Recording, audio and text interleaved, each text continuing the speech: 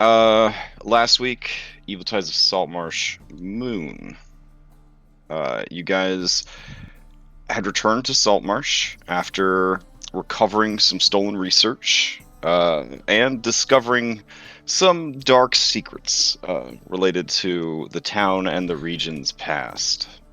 Uh, there was, someone's birthday, which was celebrated, and then you guys had brunch. Um, Overall, a very fun session. But I think I pretty much just summed it all up. Did I miss anything? That was a quick summary. Sometimes that's all right. Sometimes that's all right. You gotta unwind. You gotta unwind sometimes. You guys carry a lot of weight on your virtual shoulders here. Now that you are level 9, right? You're kind of carrying everybody on your shoulders. All right. Whew. So, it was decided after brunch that you would return the notes to Oakham, quickly speak with the owner of the mines, and then, assuming something completely batshit crazy didn't happen between now and then, agree to check out the ruins that were uncovered beneath the mines. Right. All right. So, you swing by Oakham to deliver his research. He is absolutely, completely overjoyed that you were able to return his research.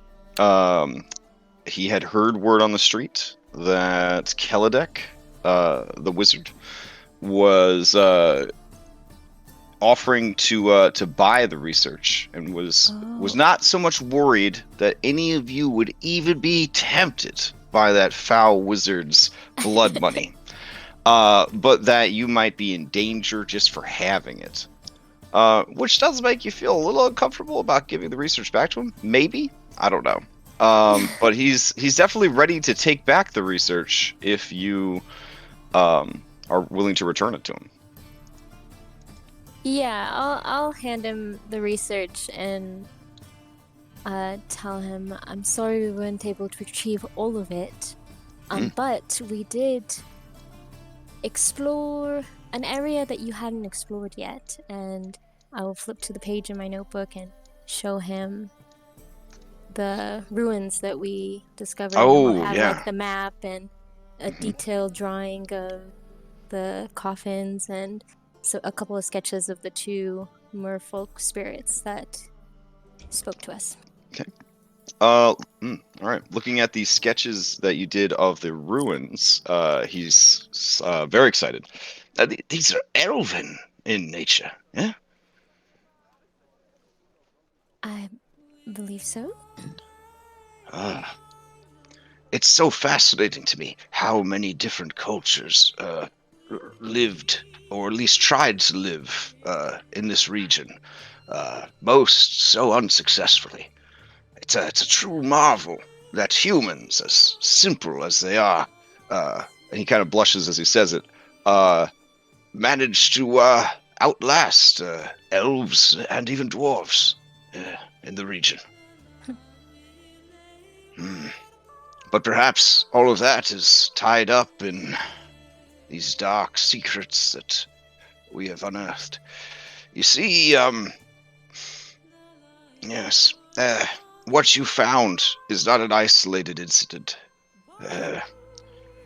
Many of the small teams of adventurers that I have employed have brought back similar tales from all across the lizard marshes, Saltmarsh, Dunwater,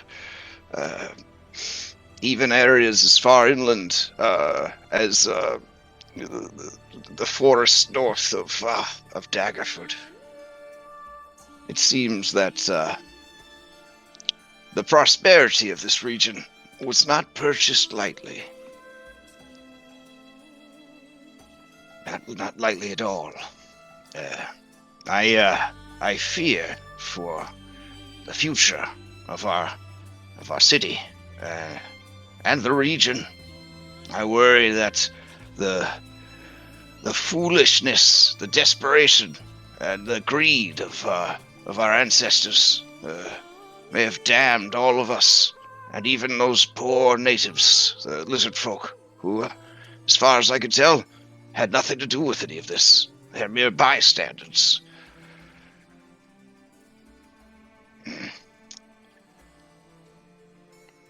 There is another place of power, and that is out at sea. And when I say place of power, I mean a location similar to what we discovered together in the sunken caverns beneath that terrible crocodile's lair. Excuse me, I'm watching my neighbor's dogs out of control. He kind of like tries to push them out of the room, but so he distracted. He kind of says, "Yes, here's the big problem. There were 3 epicenters of great power in the region. 1 out at sea, and 2 in the swamp. Well, I shouldn't really say out in the swamp. The 3rd is actually right here, as far as I could tell.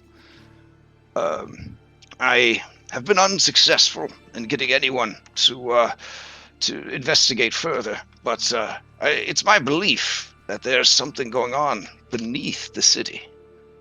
Now, I know that the Sword Coast is made up of vast undersea mountains, jagged spires of stone that rise up from the seafloor, forming a great many islands and island chains, and the very dangerous coastline of which we call home. But that same composition, it does make it possible for there to be all manner of caverns and caves, complexes. I even heard rumors that there's a thieves guild operating out of our very city, and that they have tunnels all underneath the city that they use to get around quickly and help them smuggle goods. And he kind of like makes a face like, bam, blew your mind on that one. Bet you didn't have any idea that was going on. So I've been trying to reach out to more shadier customers and see if I could maybe have someone that works for this Thieves Guild kind of poke around. And maybe they would know more about if there's any, they've encountered anything strange below the city. But I have kept this big old carrot, and he points to his nose, sniffing around for clues. And there is the mine just outside of the city, and that seems to be having worse and worse problems. The owner of the mine, she's convinced that she's cursed. And I'm starting to think she might be. She's a direct descendant of the dwarves who were called in to help with the major constructions that took place when Saltmarsh decided to make the leap from village to town to city. Perhaps they were involved in something a bit darker than just mere mining and construction. History would reveal that each and every dwarf who's kept ownership of the mine died a gruesome fate or lost their minds. Not the actual mines, their minds with a D. They went crazy. And eventually they gave up and left. But this Copperlocks, she's the first to return here. And try to lay claim to what was once hers. The city council couldn't argue with her, since none were ever bold enough to use the mines. She had small success opening them up, but as you well know, one of the mines was haunted. It's just so much. And then there's the cultists. They're everywhere. And different cults. That's the confusing part, you would think, yeah? There's the cult of the Meredith. There's the Red Hand. There's the Crimson Fist. There's the Black Eye. Oh my goodness. But I have pieced together what I think is happening. I don't know if you have time. I know you're very busy, but I was.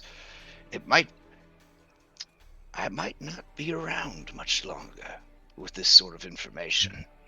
If we have time, what would you tell us? I think it would make me feel much better to know that you, to know that someone trustworthy had this information in case something did happen to me. I've already sent my beautiful niece, and he kind of motions over to the picture of her hanging on the wall.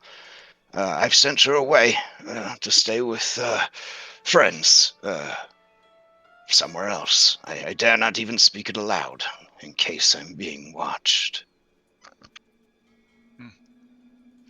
Yes, so you see, this all this seems to revolve around this name, this Anguillilis, this she who hungers in the depths. It's all connected to her. The places of power were places where she was worshipped. The sacrifices, the entombed mermaids, the deadly dealings that transpired so long ago, the betrayals, the sudden influx of wealth and prosperity for our people. Hold on, I'm going to put this little guy away. He starts to chase after the dog. Hold on. That's totally fine, I think.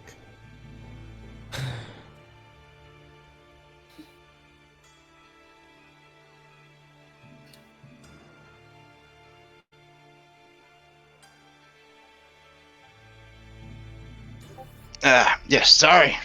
Yeah. And he closes the door, and you hear scratching and snorting and farting sounds from the other side of the door.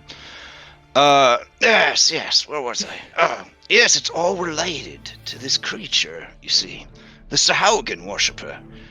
These strange, otherworldly creatures with a lamprey-like appearance. Even the cults, in their own way, I think, are paying some sort of tribute to her without even realizing it. And here's why. These sacrifices that were made, from what I understand of my text, they were made because a deal was reached. A pact was formed between the early settlers of Saltmarsh and she who hungers in the deep. In exchange for her protection and her boons and her blessings, they would feed her great hunger. Now, I assume this creature perhaps eats in a normal fashion, but being such a great and powerful being, she can also eat in a spiritual way. So, sacrifices. Human sacrifices at first. But then, when that no longer satisfied her, they began to try other things. Their own children, neighboring communities, even the lizards of the swamp. But soon, their gaze turned to the ocean. They had allied themselves with the local merfolk, and a great betrayal occurred. They captured many of the mermaids. Merfolk. There's boys and girls, actually. It's very complicated. But they began to sacrifice them as well. It just, it's a lot. But here's the thing. Soon, the town was successful enough, you see, that it attracted the attention of that wizard, Kelladek. It was probably 400 years ago at this point. And once he set up shop, the people realized that they had a safe, human, and he kind of does air quotes, protector. And slowly they began to turn away from their grisly practices. And soon, like many people, they began to forget about their sins. And eventually, it feels as if the whole community just lets those secrets sink to the bottom of the bay. But she who hungers in the deep, she hasn't forgotten. She waits, and she hungers. And here is where it gets complicated. the offerings that were made to her, she did not consume them, for she was sleeping and did not need them. Instead, she had them stored away in a cupboard, as it were. She plans to wake, and when she does, she will feed. And centuries of sacrificed souls will be made available to her. I believe those souls are stored beneath Saltmarsh. I believe through divination or research or just dumb luck, or perhaps their demonic patrons or deities have revealed this information to them, but this is why so many cults and organizations have come to the region. They seek out this great prize. For you see, in the hands of those willing to do the unspeakable, souls have great power. If you were to harness the power of that many tormented souls, why, who knows what sort of great calamity you could bring about.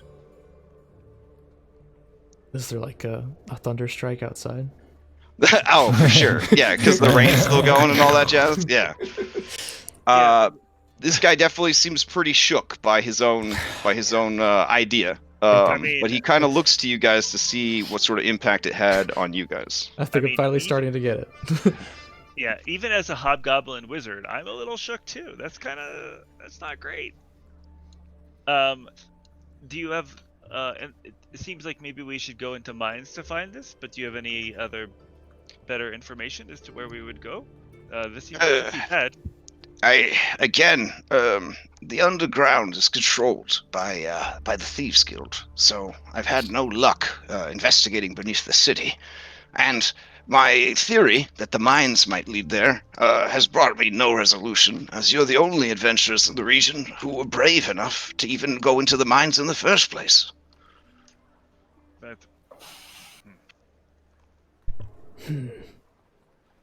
But I do wonder, was there any indication of who these kobolds were working for? Was it Kelladek?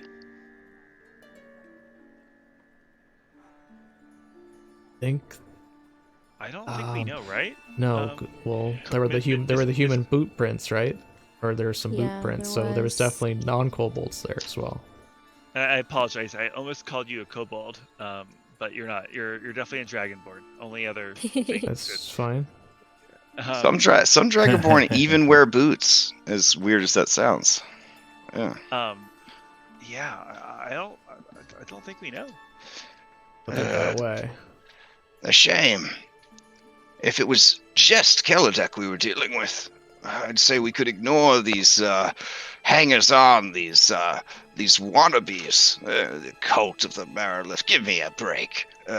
But Kelladek could be a serious threat, though I have heard that he is pissed off. Oh, excuse me. He is upset very greatly. Some rivals of his from the far-off lands of Thay. Apparently he borrowed very heavily in power from them and has not paid them back in a meaningful time or way. It is my hope that his past catches up with him before he has a time to catch up with me.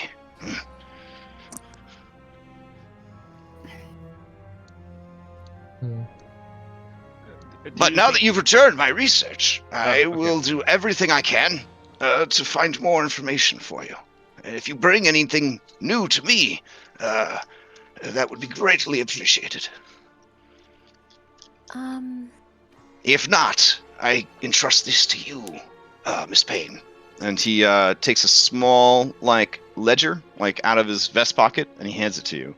This is the key to my cipher. Oh. Thank you. The first thing I will do is transcribe copies of all my notes, and I will leave them in a place where you will be able to find them and no one else. Just in case. Feel honored that you would entrust me with your life's work. Well, I mean, what is my life to the life of a great elf? You are young, but I can tell that you will be one of the greatest sages of Faerun someday. And I will... It's one of the proudest parts of my life to know that I was able to meet you on your way. Thank you. We actually came across somebody that seemed somewhat mad last night.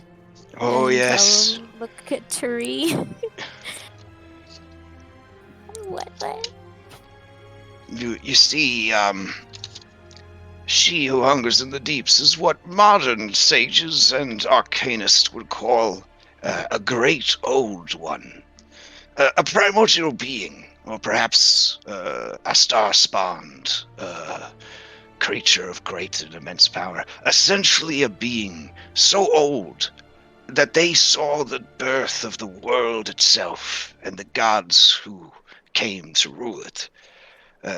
These creatures are quite powerful, as you could imagine, but their methods, their actions, their way of thinking, completely alien to us, hard to fathom and understand.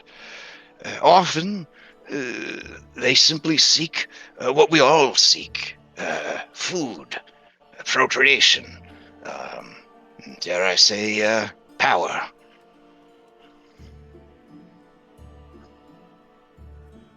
But their minds are vast, and as she begins to wake, those whose minds are not so strong will begin to feel her presence more than others. I fear that what you may have witnessed is only the beginning. Oh dear. Zombies. But I am trying to figure out something, I suppose.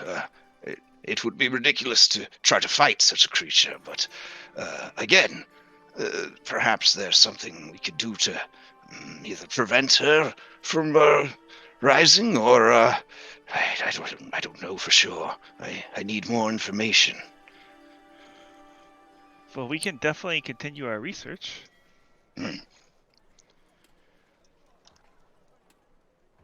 His jaw is firmly set, but his eyes are kind of just like glistening with like excitement, because crazy academic, but also like he's very scared. That seems reasonable.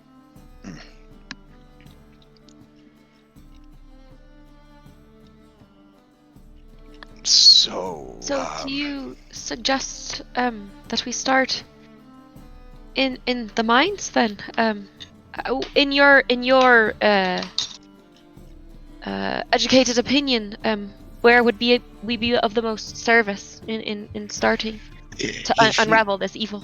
If you could get below the town, either through the mines or through the Thieves Guild, either way, that would be an area that I, and I suppose you, know nothing about.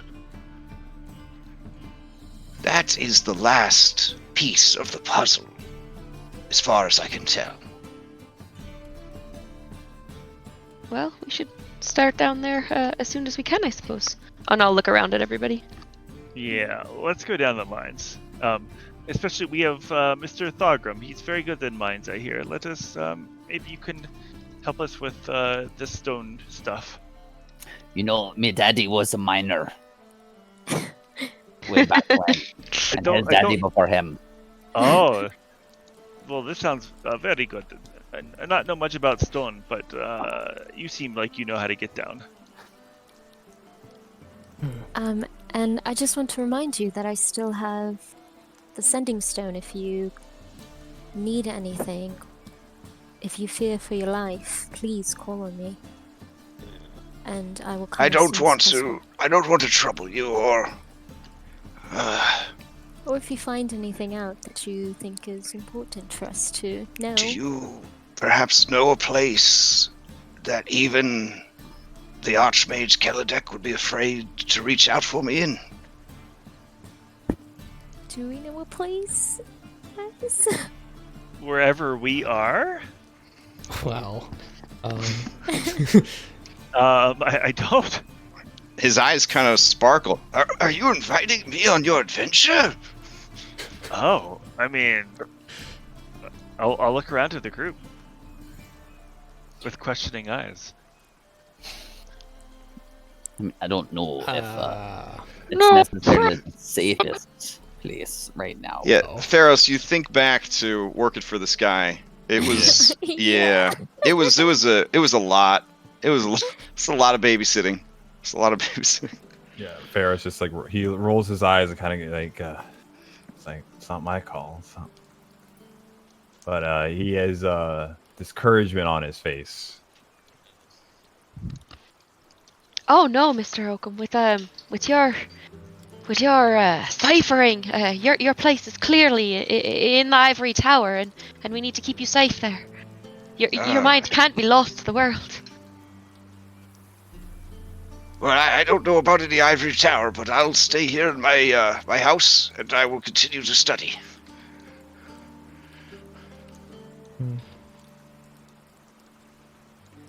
All right. I'll save the sending stone for something really important. Okay. Okay. Yeah, that sounds okay. Nervous, but it sounds okay. Oh, He kind of gauges you, debating if this information would be helpful because forewarned is forearmed, or if this information would be bad because it doesn't want to scare you off of the investigation. He's definitely on the fence about dropping this information. Pretty committed There's- to the investigation. Yeah. There's yeah. there's a pregnant pause in his demeanor as he is chewing on whether or not to drop any more information on you. What's on your mind, okay? Yeah. you know, I just And I'll look wanted. at him encouragingly. I just wanted to add, if you are pursuing actions against this creature, know that you may encounter things that your mind is not ready to comprehend. Horrors, you see, spawned from a reality beyond our understanding. Do you have anything that might be helpful in this endeavor, or I mean, we're I am totally wizard, confident. Yeah, but we're if you we're have fine. methods of bolstering your mind, you should do so. Call out to the divine. Call out to any who could aid you in keeping your sanity. I am very fortunate. I have explored many of these ruins, and there's been absolutely no long-term damage to my psyche. All right, wisdom saving throws, y'all. Oh boy.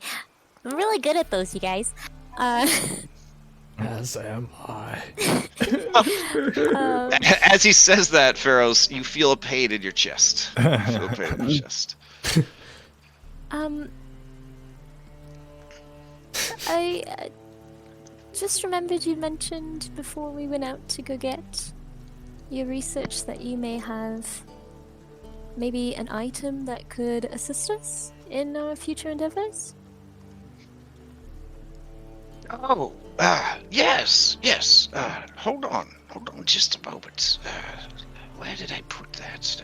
Hold on. And he goes into his back room and he starts kind of rummaging around. All right. I'll leave it to you guys for a bit of open discussion while I check the adventure to see what the award was supposed to be. So.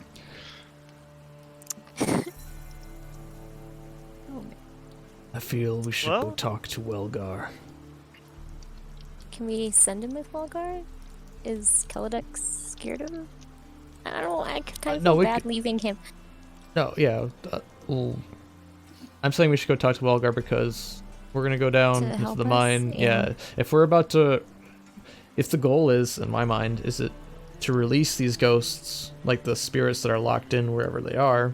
If that's the goal is to release them, they're not gonna be happy either way because they've been tormented for so long. But if we release the ghosts and that like weakens she who hungers in the deep because she can't eat them, or it maybe I don't know if releasing them like sends them to her, or if we just let them go do whatever, like we just release them and they move on, and they're not on the They table would anymore move to eat. on, right? Yeah. Unless Yeah. they're trapped right now, so that we Yeah, should but just I'm just thinking like I, they're gonna be pissed I off would- either way.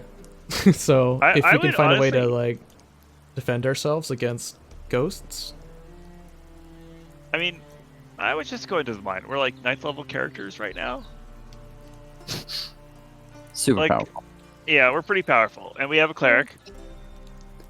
I wouldn't worry too much about it. I would just go down, and we will. I'm pretty sure we'll make it happen. Does anyone have the curse? The I curse. I can take Decurse and Greater Restoration if we, spend a night real quick and before we go down. And What is my spell list looking like these days?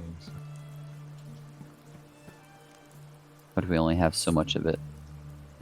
So I have now 4 spells now. Yeah, Ooh. You're a rich warlock. yeah, and like 8 a day, or maybe 12 a day if we take if we're good on our short rests, right? Well, no, the pearls don't only recharge on short rests. If I remember correctly, or a long rest. I mean, Here no, it it's is, once here a day. it is. It's once a day. Oh, And he has a bizarre-looking robe.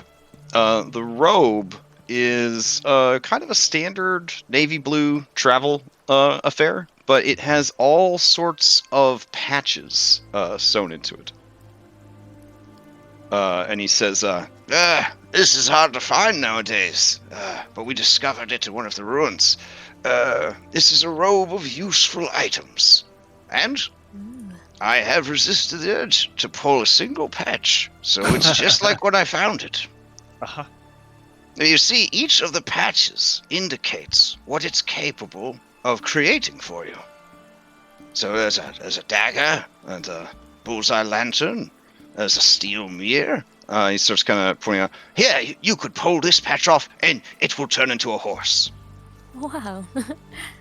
I mean, that's pretty cool. You need a ladder? and he turns it over, and he shows you the patch with the ladder. There's a ladder. But won't it like fall apart once you start taking patches off? Oh, well, yeah, I mean, once you pull the patches off, they're done. Eventually, you just have a robe with a bunch of patches ripped off of it. But, I mean, don't scoff. This is a collectible nowadays.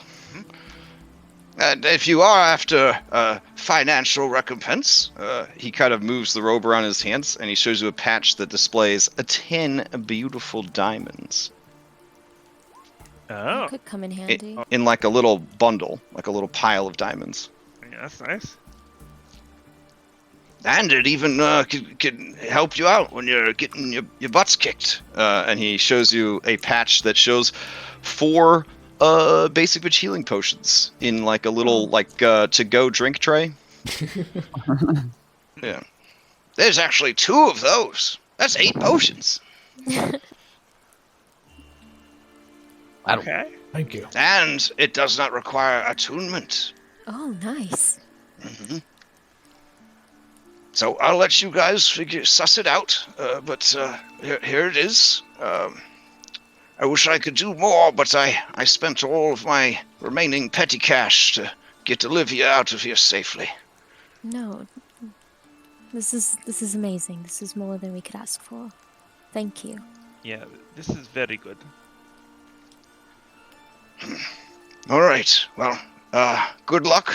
And check back in with any new information, and I'll do the same. I don't suppose.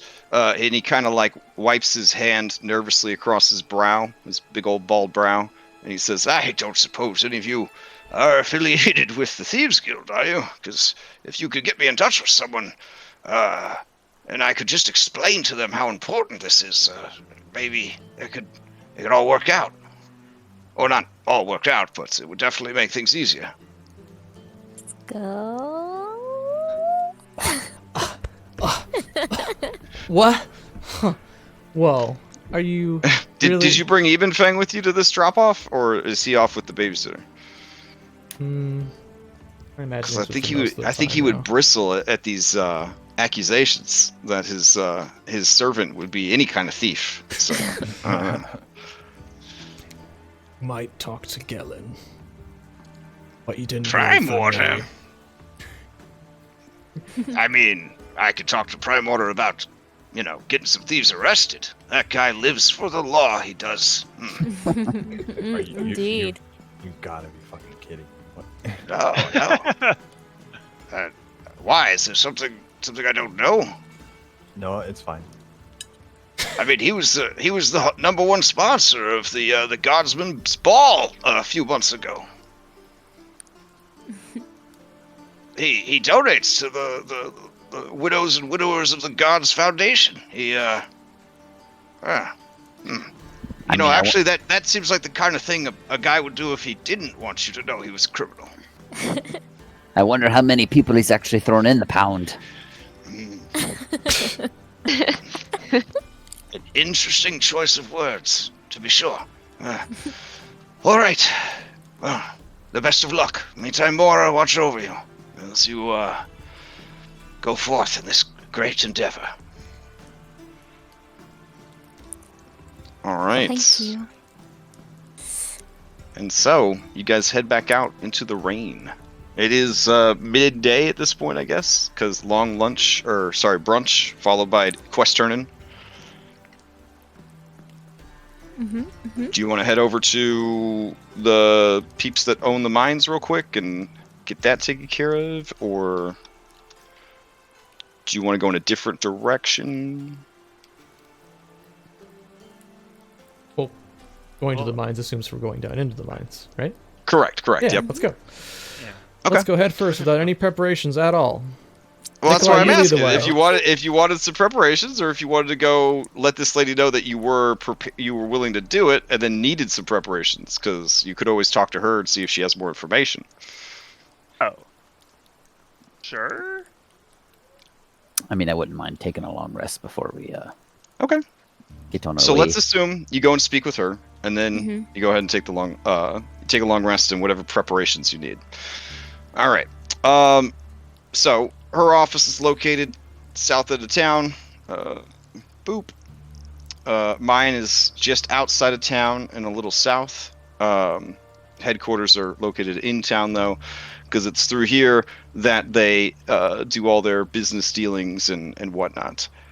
There is a small little town, shanty town, as it were, built outside of the mining complex, where technically the miners are supposed to live, but apparently things are not going too well. So when you arrive at the mining company and tell them why you're there, you are ushered in immediately with no customary dwarven rudeness. Manistred Copperlocks sees all of you and turns to Thogrim and says, Fireforge, I've been hearing a lot about your heroics. We've been getting around a little bit, handling business here and there. I don't want to brag or nothing, but No, it is, there's no need. I was, and she kind of looks dour. I was preparing a letter, in fact, to be mailing off to you, to ask for your help. And she kind of crumbles up the letter and drops it in the very ornate and well-made metal wastebasket.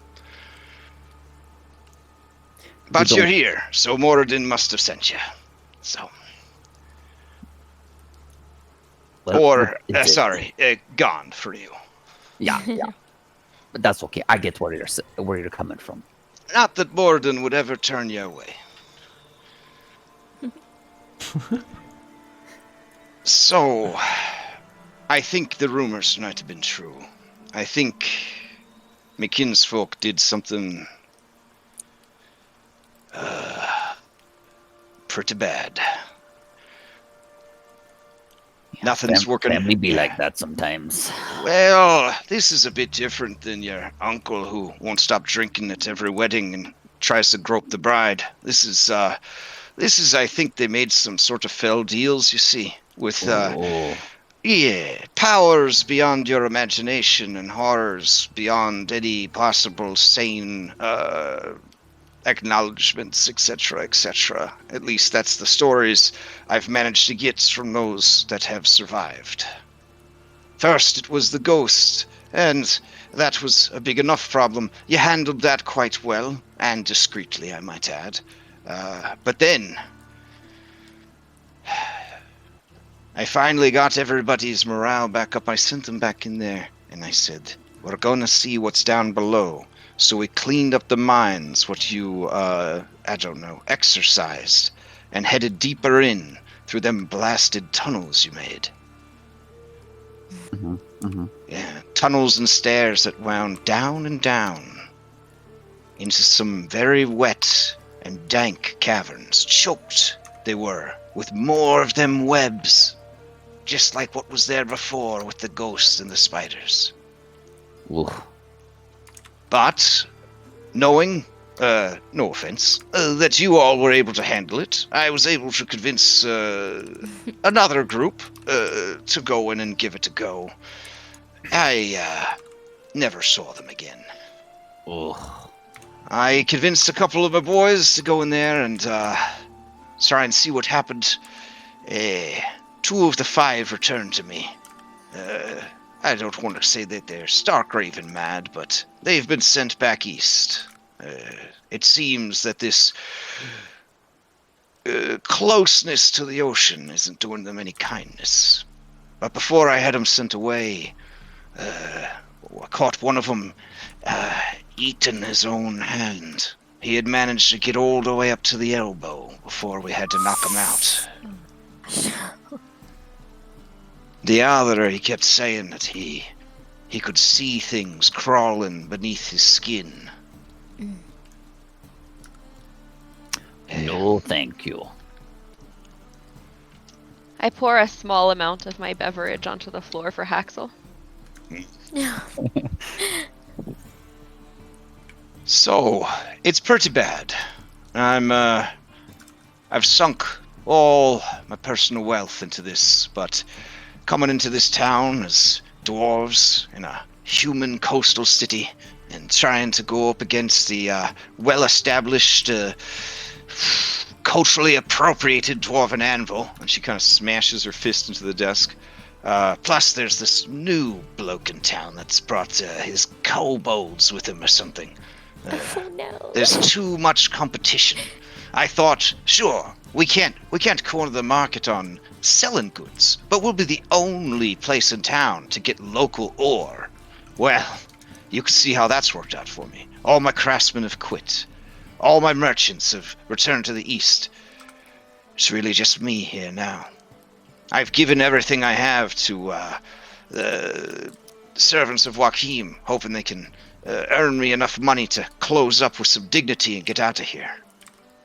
But I'm willing to take the pauper's road home and give you whatever I manage to make, if you can at least get me some answers, Dahlgrim.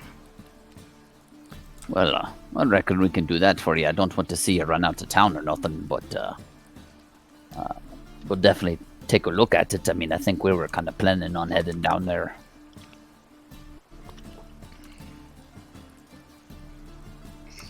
Well, if everything sells, I should come into about 5,000 dragons.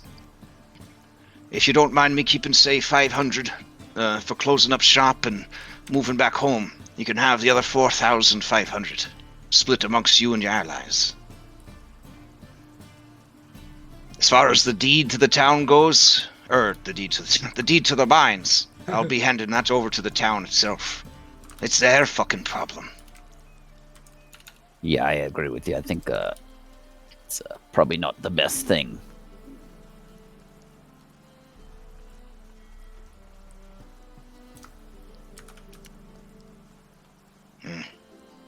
She just looks really like just crushed by regret. Like she bet it all on trying to do this, and it did not work out. Yeah. Well, is there anything I could tell you or do that might make this easier for you, Fireforge? Do you mind if we maybe could you give us a hint at anything we might be looking to run into? Maybe is there anything you caught wind of? They spoke a lot about tentacles. A lot about tentacles. Cool. A lot of whispering, a lot of screaming. Someone claimed he saw the ghost of a mermaid floating around like she was underwater.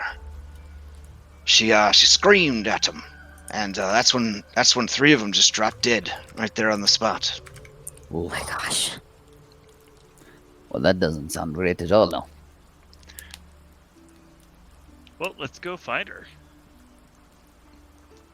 What you know? I reckon we'll go take a look at it, see what we can come up with. How many people did you send down there? I tried being smooth last time and not giving you all the real information, so I'll tell you true. I hired a group of edgelords out of the Southlands called the Eternal Shadows. I mean, it is, right? It seemed like a pretty cool, pretty cool group. I thought, Eternal Shadows, they probably deal with spooky shit all the time. Yeah, I'd make the same. Reasonable. There were 4 of them, but one of them was one of them newfangled Gondites or whatever. Artificer had some kind of metal turtle. Oh, I think I heard of those fellas. Well, suffice to say, that's the last I've heard of them. They never came back. Artifice to say.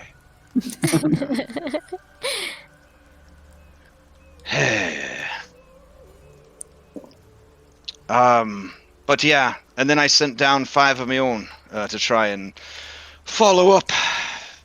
That was where the 3 got taken out by the ghost. The 2 escaped, but not before claiming to see a large tentacled horror that was clawing at their minds. Ooh. Not great. Well, And as best I can understand, the web-choked caverns is just the beginning. They said it's a sprawling network of tunnels. well, you only maybe live once unless you're restorated, so to speak. She kind of looks out at the window, like out towards the towards the water. It's a little hard to see from where she's at, but gotta try her best here on the second floor of her very fancy establishment. And she just kind of watches the rain hitting the glass and just kind of shakes her head slowly. Fireforge, Yeah. mayhaps we should just all be leaving this place. You know, I thought about it a couple times, but it's I've kind of grown accustomed to it, and I kind of like it. It's got some pretty deep roots here, So it's I'm gonna give it to me all to see if I can't make things better for everyone. She kind of like nods slowly and then faster at first, and then slams down the rest of her whiskey and says, all right, I'll have a writ done up for 4,500 dragons for anything you could give me that would let me leave this city with some peace of mind. And I'll let the city council know that you have my permission to be down there. Oh, great! I appreciate that. That'd make things a little bit easier to deal with. All right. So, that is that. If if you guys don't have no further questions for her, you can go ahead and get some rest, and then head out first thing in the morning, or go to bed early and head out super early, like when you have to drive to the airport. You know what I'm saying? To get that airport parking and get through international customs that early. Anytime I wake up that early, my brain is like, "Are we going to the airport?" Yeah. Those so you are the could, days. yeah. So you could get up that early, airport early. Airport early sounds good. Okay. I mean, although I'm flexible. All right. You do check in with your babysitter. He wants to know if you want to bring him and the baby into what sounds like a living nightmare. And he puts his paws up and he's like, Hey, full disclosure, I'm not judging. I'm not judging your decision. I'm just saying, I mean, you seem to care about this baby, and I don't know. You brought him into a succubus's lair. I don't know if maybe, I mean, I've got a safe place we could stash him, I think. I Where's think that? we should keep him elsewhere. Well, if I told you, I don't know if it'd be safe anymore. Not that you'd betray us, Illyria Payne, but that your mind might betray you. Well, how will we find you then? I just want a safe place for Oakham. he like swats at his ear, and you see all the dangly Bluetooth earrings that he's wearing. He's like, I'm pretty easy to get a hold of. Okay, so we're gonna like make a stone of galore, and we'll find you again. That'll be pretty cool. So, no, Skull knows where to find me. Skull, are you okay with this? Does that seem safe? I trust you, Luck. he gets really uncomfortable when you say that. Like, super uncomfortable. Like he's gonna throw up. Yeah. And he's like, don't get stupid. This is all about business. So, It just so happens that Mr. Primewater values you people more than he does the absolutely insane amount of money we could get from this little guy. And even Fang nods sagely and says, That's because you guys are a weakness for Mr. Primewater. and what about you? And I am a weakness for you. Oh no. I make you weak, Theros. But even thing, I look forward to teaching you to be big wizard, even better than me. So, It's important then that you not die on your next crazed endeavor to save people who don't matter to you. I will come back to you and teach you strong spells. We'll see. We'll see. and he kind of looks around. I assume at this point you guys are in one of your private residences, not having this conversation out in the storm. He kind of looks about, Futha Jess does, and finally says, I've been having some very bad dreams. They are about my mother. She is hungry. Well, sucks, doesn't it? Sucks. What? That she's hungry, not the bad dreams part. Yeah. Wow. yeah, Yeah, and I his didn't see his eyes like go wide, and his face looks hurt that he would be foolish enough to share a weakness with you. These And you see him kind of slink back towards the shadows of the room. No. these dreams will make you even stronger. Even No. These dreams, they end with her consuming. She flies here to Saltmarsh. She flies here to Saltmarsh and she feeds. And And sometimes in the dream, I try to run, but she catches me. And sometimes I try to fight, but it's always the same in the end. If we will, if we will keep you safe, even thing. I know these are scary. Your mother is strong, but we are stronger.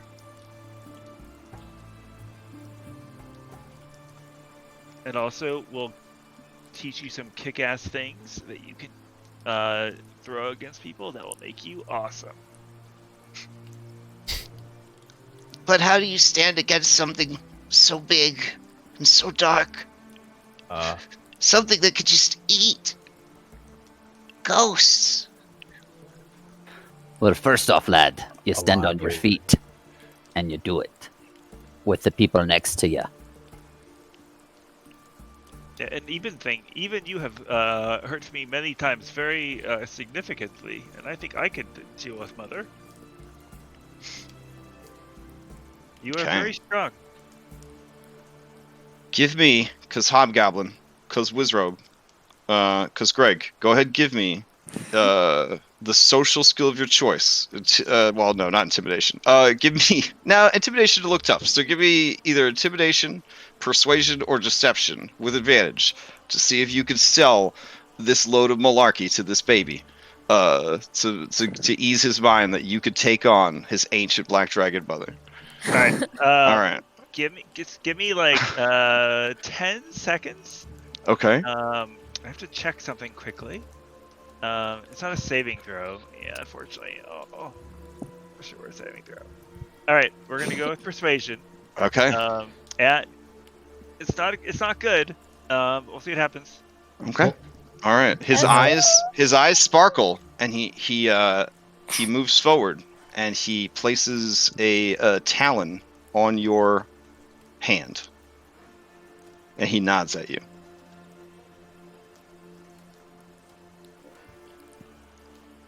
I will go with luck and wait for your return. I will not get into any trouble, and I will stay hidden.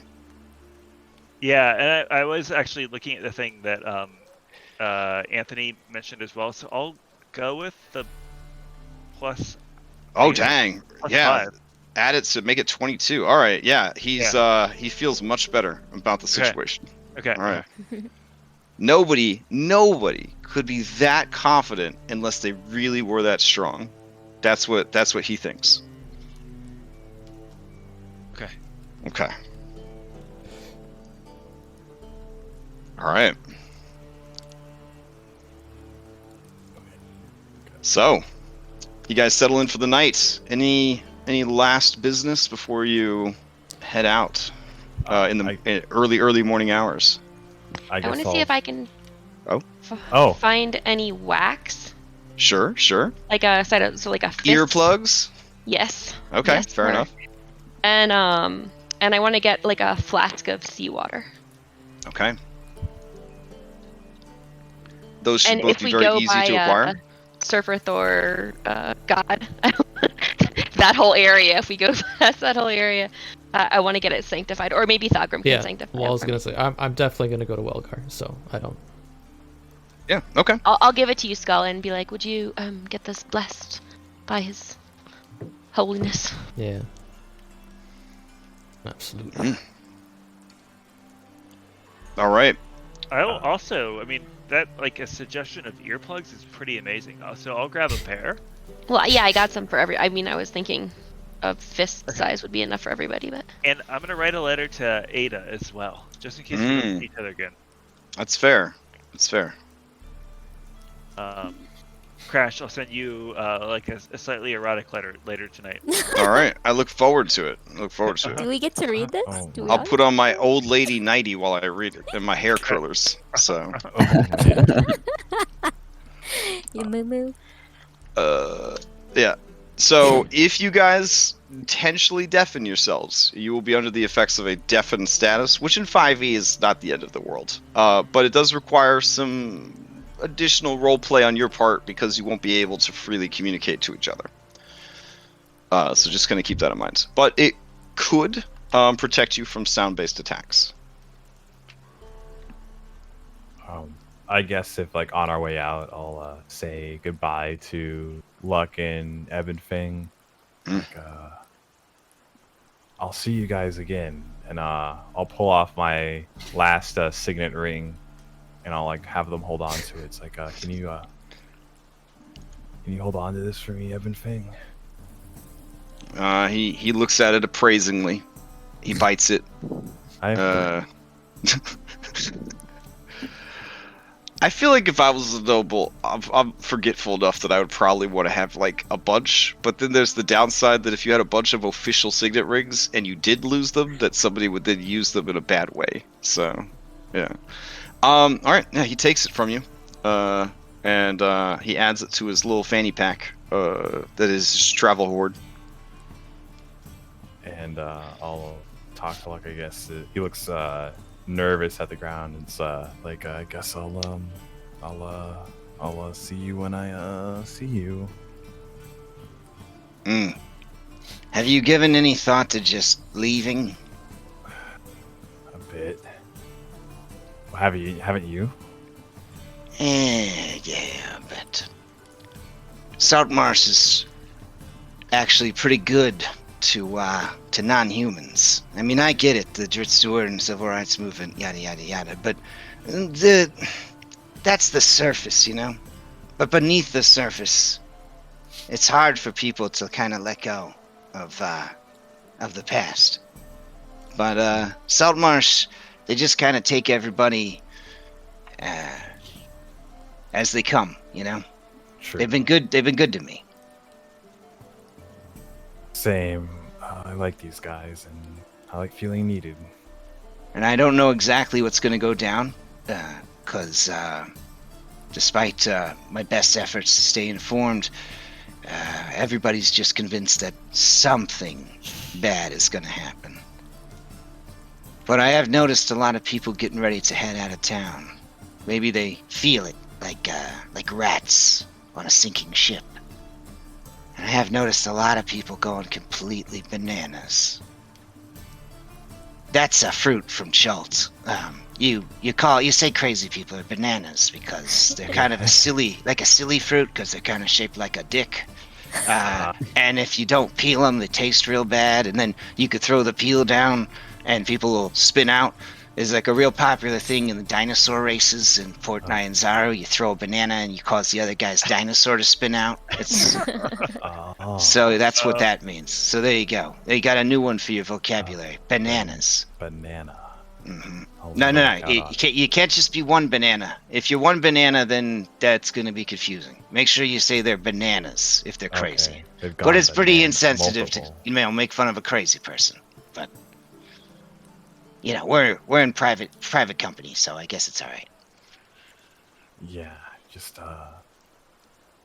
don't die. Also, are you worried about yourself? Because didn't you kind of take a lot of like brain damage from like working for a succubus? Like, wouldn't you be like a prime candidate to go insane from whatever the hell's happening here?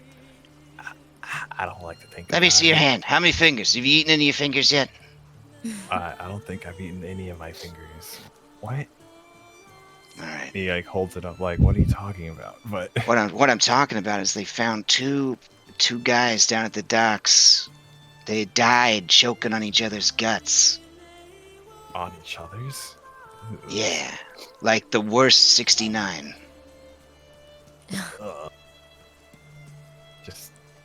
Just throw the whole thing away. It's a lot to unpack there.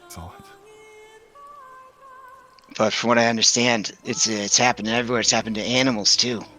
Fishermen are fishing up fish that are in the process of eating other fish that they wouldn't even normally be eating. It's crazy. Well, we're all here to help, right? Yeah. All right. I'll see you when I see you, and keep him safe, and keep yourself well. And he blushes as much as scales allow somebody to blush. And it's like, see ya. And I'll like wave him off. All right. He's gonna make an attack roll against you. Do you resist? No. Are you sure? Okay. He has like Were you- 76 poison damage. Would you be surprised when he goes to attack you? Yeah, I would be surprised. Yeah. Okay. All right. Okay. Your armor is what? 18. Mm-hmm. Okay. You feel his claw grab your side. It turns you around, and his face is right against your face. And he try to kiss you. Oh no.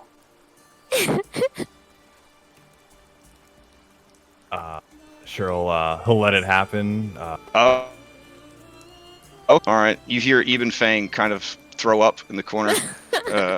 Yeah. And then leave the room, as it were. All right. You take 48,000 points of poison damage because he had a razor blade in his mouth, and you're dead. Then he breaks the kiss, and he turns you back around and pushes you back towards the door. Uh-huh. Well, that was unexpected. All right. You wanna see that? So, anyone else have any other business in town? I've been expecting that for months, Sarah.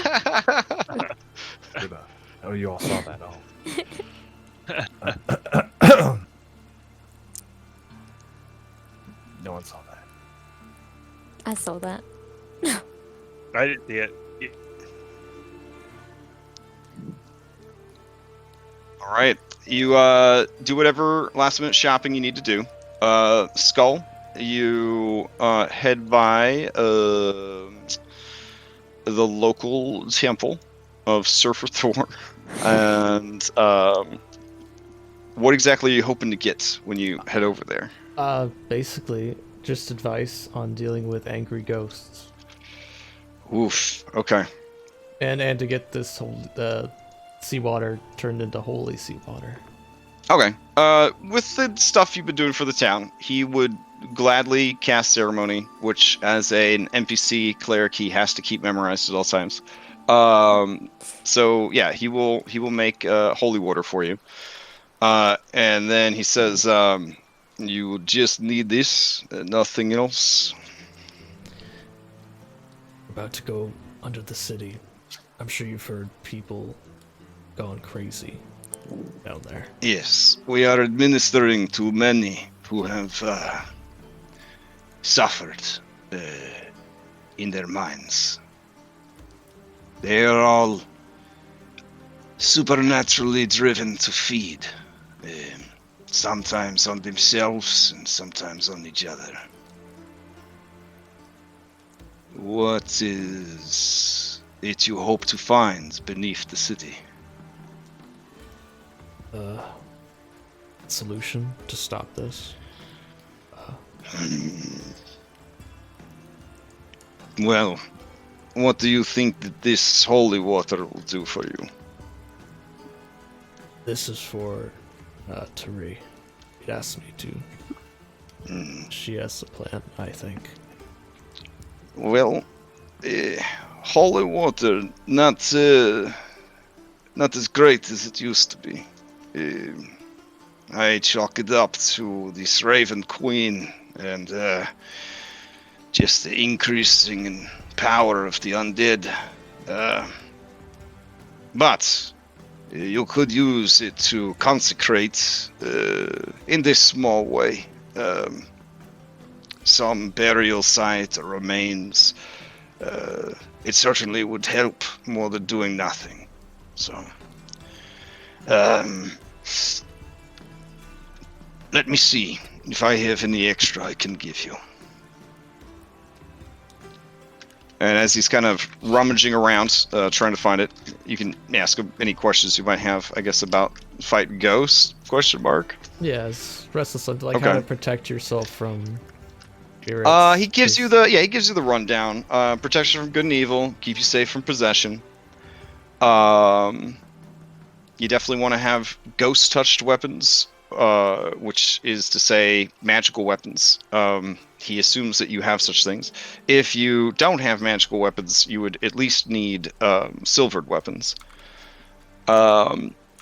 Incorporeal spirits have a tendency to be resistant to most types of energy, but rarely radiant. Often they are immune to necrotic damage. Almost always they are resistant to it. A person possessed by a ghost or spirit loses control of their autonomy, and but the more clever spirits can ride around in a person without them even knowing, if they don't choose to act right away. So that could be tricky. That's why it's best if Thogrum has the ability to do so, to have Protectors from Good and Evil on tap, or anybody else that can cast it as well. Oh. Do I have it? I think I do I think have you it. do, yeah. No, it's your paladin, yeah. Yeah. Mhm. Also, Good guy now. nowadays, he says, Protection from Good and Evil is good against many types of opponents, including like fiends as well, which is good.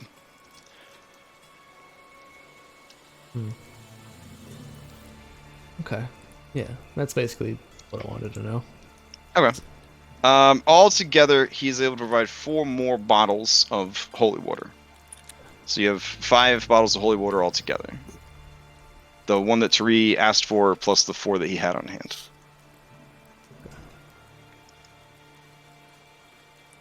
Thank you. I hope to see you again. I'll leave. Yeah. Also, Protection from Good and Evil protects you from aberrations. That was the big one I was gonna Yep. ask. Yeah. Aberrations are tentacle monsters for the most part. Yeah. So. Would you even call them aboleths, Crash? Oh yeah, an aboleth is definitely an aberration for sure. Goodness. My goodness. Yeah. And aboleth that's a great example. Aboleth has mind powers. It has tentacles. It likes to hang out in spooky places. I mean, this is only coming from Nikolai's. He's a very smart guy. Sure. Oh no, totally. Yeah. If you wanted to, you and Illyria could do a nerd montage of research based on the search words tentacles, nightmare horrors beyond our imaginations, things like that. Yeah, See if that'd you be could... awesome. Can we nerd it out? Nerd montage, yeah. All right. So each of you can roll a your choice. You could roll a history, an arcana, or a religion check to see if you learn anything that might be useful. Ooh. Okay. Oh, okay. Your mind begins to race, Nikolai, as you start to overanalyze the situation. Thinking, researching everything from mind flayers to beholders. It would never happen. It would never ever happen. Yeah. So yeah, I think anybody that's done academic stuff, like sometimes you could take your research in too many directions. So you come up with a comprehensive list of like all the monster manual aberrations, but very little substance about any of them. do you know what I'm saying? Like, yep. Oh yeah. no, I definitely know what you're saying. Yeah. Illyria, on the other hand, using history, you research other instances of great old ones. This is actually very interesting information because you do hit upon information about krakens and how krakens are more often than not considered great old ones. Especially some of the more powerful and ancient varieties. While they are not beings per se that are older than the world itself, etc., they meet a lot of the criteria to sort of fall into that category. And your closeness to the ocean, regionally, definitely kind of puts them as definitely a source of information. And I would imagine there's even like notes that you're scribing that have like anguillosis arrow kraken ? As you sort of draw connections, maybe back and forth about what is she. Krakens generally are described as nightmarish tentacled horrors. The tentacled horror part is kind of the only universal look that they share. Every unique Kraken that is discovered and recorded looks hideously different than the last, to the point that it's hard to tell that they're even the same species. Body modification plays heavily into their culture. There are 2 Krakens in the region. One controls the northern parts of the Sword Coast, and one controls sort of the southern / western parts of the Sword Coast.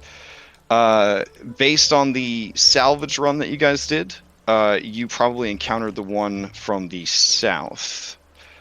So that's the thing. The one in the north, with your research, you were able to discern the creature's name. And there is like a footnote warning about, very like Harry Potter-esque, speaking this name aloud. Ooh. Yeah. But the Kraken who controls pretty much all of the water north of your current location goes by the name of Slarkrathel. Slarkrathel is like almost 2,000 years old. He's the consort and chosen one of Umberlee, the Bitch Queen, evil goddess of the ocean. So he's, yeah. He identifies as male. Krakens are, kind of a free-form situation type deal. He is a powerful wizard, in addition to being a Kraken. And, if rumors are true, a spy master and a crime lord. Is this the Kraken we met before? Any clues that I would detail that if I would know this would be the I don't remember Kraken? seeing a wizard hat on that Kraken, but it's possible. No, may that have one's in missed the it. south. Like, is this Kraken maximum petty? The Kraken that controls the water south of your current location, it goes by the name of Cricklix. And Cricklix is described as having equal parts lobster and squid. And is essentially a pirate king, in that it employs a great number of pirates under its control, basically. Which kind of checks out with what you guys are dealing with. Friends with one Karina of the Bones.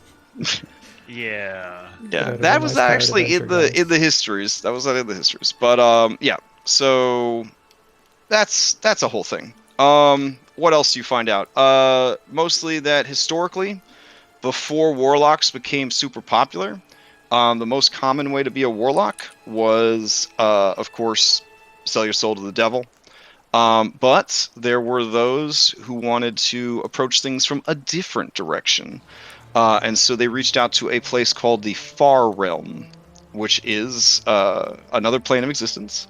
So the Shadowfell is the prime material, but like 2 steps to the left into Edgelord Land. And then the Feywild is the prime material, but like 2 steps to the right into Lisa Frank Land. The Far Realm is no steps in any direction. It exists beyond your mind's ability to comprehend, essentially. The edge of the universe in real world terms. And everything there operates with an alien intelligence that is incomprehensible to people. So it's all H.P. Lovecraft, Eldritch horror to the max. Such things that have spawned from the Far Realm include beholders, mind flayers, aboleths. Those are the top three, really.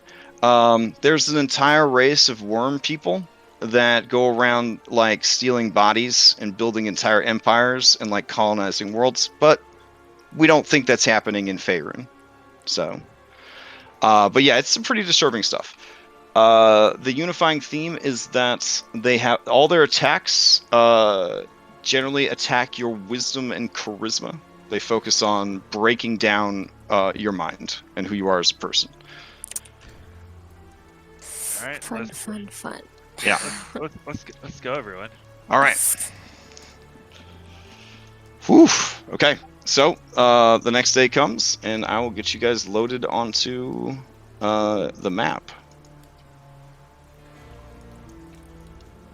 All right. I'll bring Tari the holy water. Okay, so we're just bringing Pharos, Tari, Illyria, Spencer, Cat. 1, 2, 3, 4. Let's see, who am I forgetting? Oh, there he is. And finally, Blablam. Okay.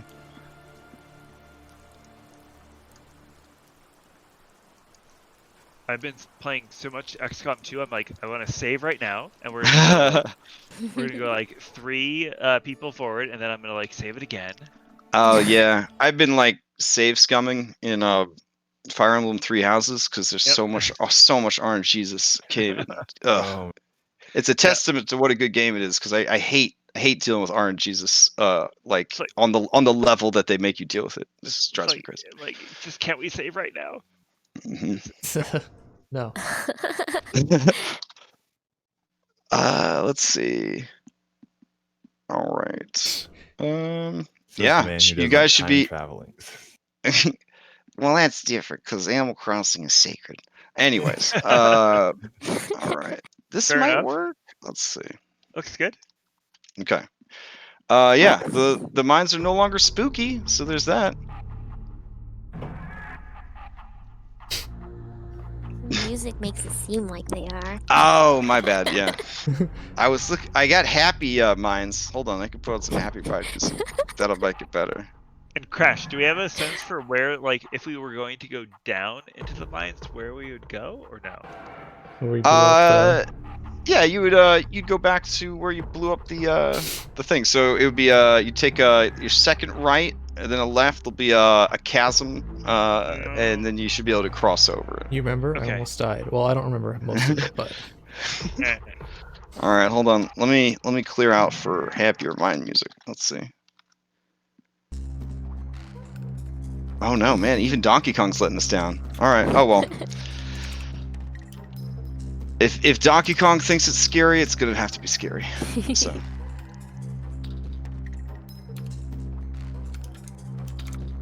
Dang, Donkey Kong's actually pretty dope. All right, let's see.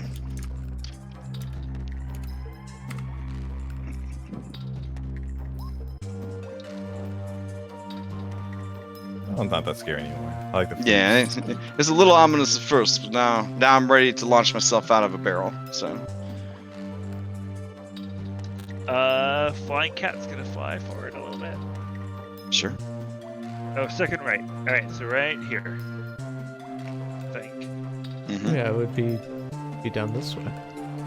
And then where I put the You guys don't need. Is the bridge still there? It's not there anymore. You guys are more than welcome to run ahead. The flying cat might be able to spot things you can't see before you get there. Up to you. True. Can Right. Tressum see into the ethereal? So, no, but they can definitely see probably better than some of y'all. All right. Okay. So far so good. Nothing has come out to attack you.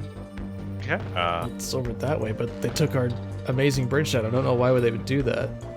It was So structural. Thogrum, you see that your bridge that was made of spider webs and a ladder is gone. It does look like they had built a replacement bridge, but that bridge has been destroyed. And we want to go down, right? Maybe? Now, either the dwarves destroyed the bridge because they were like, we're going to make sure it's hard for stuff to get out of here, or somebody else destroyed the bridge.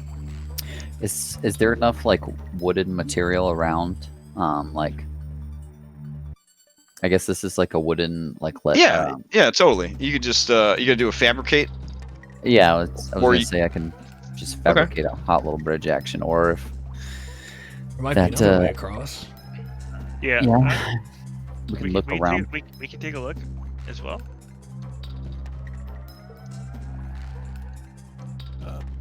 What's going on inside these barrels? These barrels are just empty at this point because again they've sort of closed down the mines because they couldn't get anybody to help them with the ruins, and like yeah, nobody wants to go into any of the mines now, even the ones that aren't quote unquote haunted. So like all the crates empty, all the mine carts empty. Yeah, Okay. everything's just been shut down. Alright, Kitty Cat's gonna continue to do a little bit of scouting around, I guess. Okay. Kitty, you do see an entrance over here that leads further down. Kitty will let Nikolai will let other people know. Okay.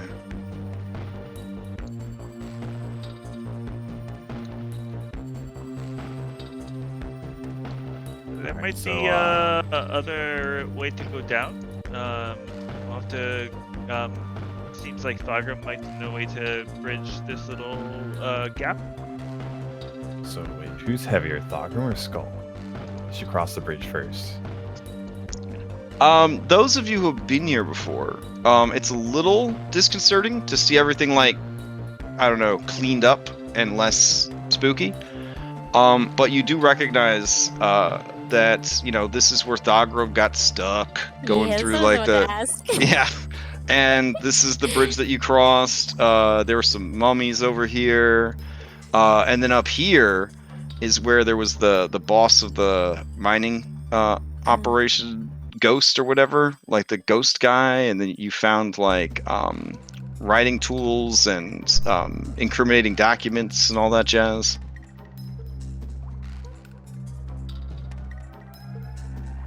I think those documents led Cherie and Illyria to launch a small investigation into what might have happened in the mines, wherein they went to speak with Eleander and use his library, and that whole thing happened. Just to kind of bring everything back into play from before. Yeah, I think I found a way to get down further. If you would like to come. I look in down into like this ravine, and I know the last time it was kind of glowing. Is there kind of any hint of glow, or is it gone? Nope, it is super dark down there. All right. Where the heck is Nikolai? He's back where you guys were the bridge is broken. Oh.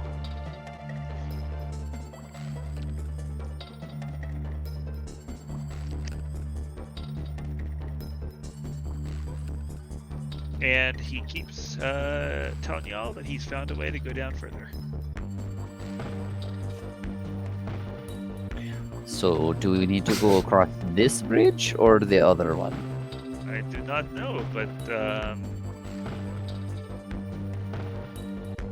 it's hard to say. Hard to say. Oh, Katyaru does not see any other way to access this passage than to cross this ravine. So this passage right here, it doesn't see, as it kind of explores the area around here, it doesn't see any discernible way to get here except crossing over this ravine. Yeah, Mr. Thogrum, do you think you could build us a nice little bridge to go across?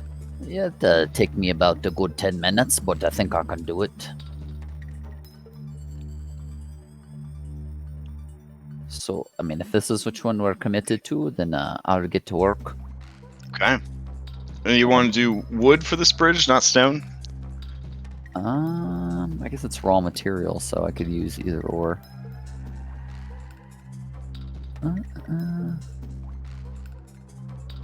8 connected, 5 foot. Yeah, I'll use stone. I mean, if it looks like there's enough loose stone, or I'll like maybe get everyone to help me like knock some stone down and fabricate like a stone bridge that basically goes from. I think I can do 8 squares. So like 8 5-foot squares.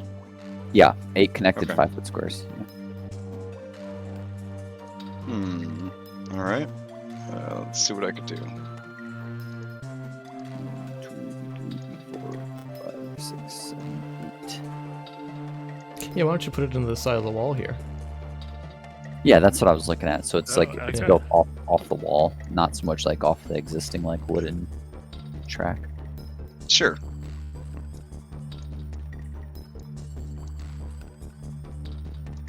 There you go. Huh.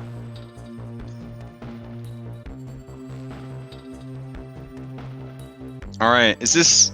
I mean, indulge me. Is this like Full Metal Alchemist shit, where you like finish your 10 minutes of like rune scribing and then like clap your fucking hands together and a bridge appears? Like as epic as you can like imagine it. Like basically doing the exact same thing, like slamming his hands into the ground. Oh, awesome! Like awesome. Okay. Stone just like brick by brick, it builds itself. Fantastic. Yeah. All right. A bridge appears. It is way sturdier than a wooden one. Right. Anchored on 3 sides because it is next to the wall.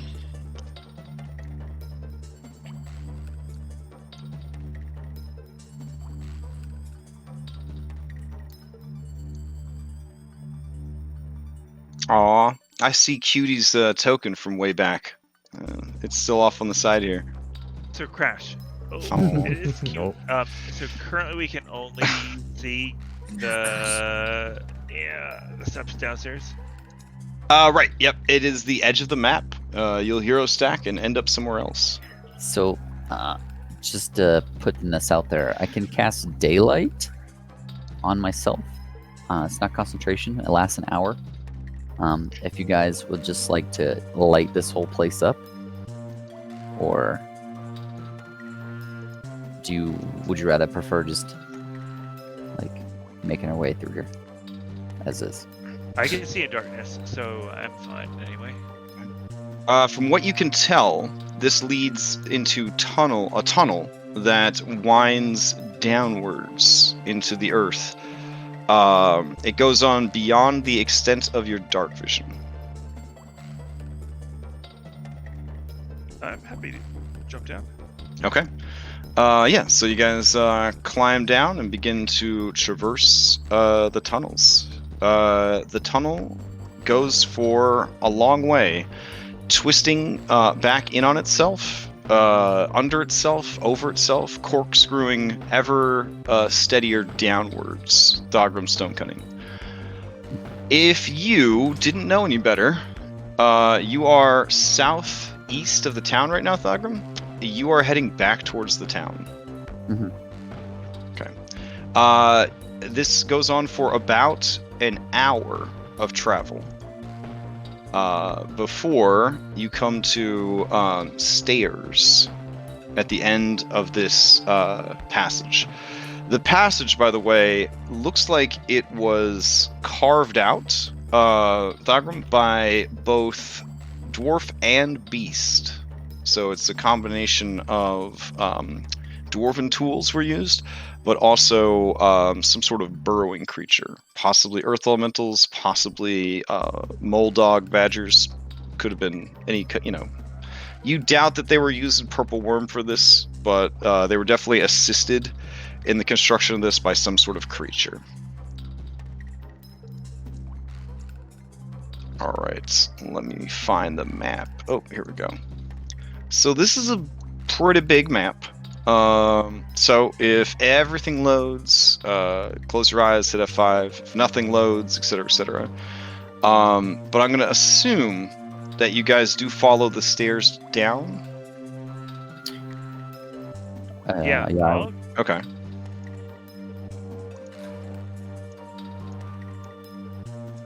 let's see what I can do here. Hold on. Oh, I have to shrink everybody down for this map. So the scale on this map should be correct, but it is a smaller size map, if that makes sense. So your tokens and icons might look weird because it's like a half-scale map. All right.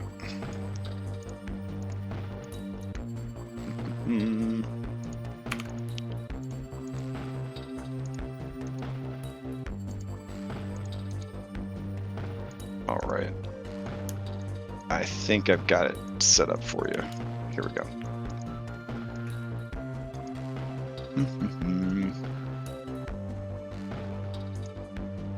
You can do it, Roll20. Believe in yourself.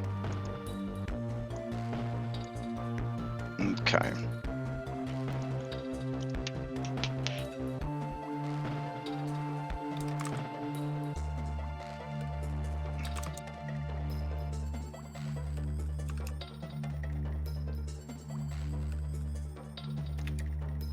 All right, so you should be in this general area over here.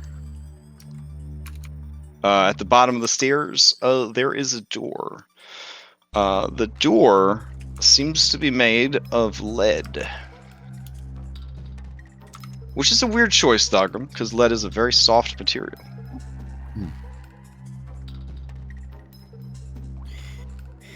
I wonder where this sort of door came from.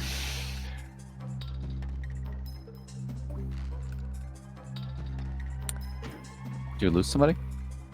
No, the We Groovy lost 2. one of the Groovies. Yeah, Groovy 2 had to go get some coffee. So. Yeah, I'm not sure, Thogram.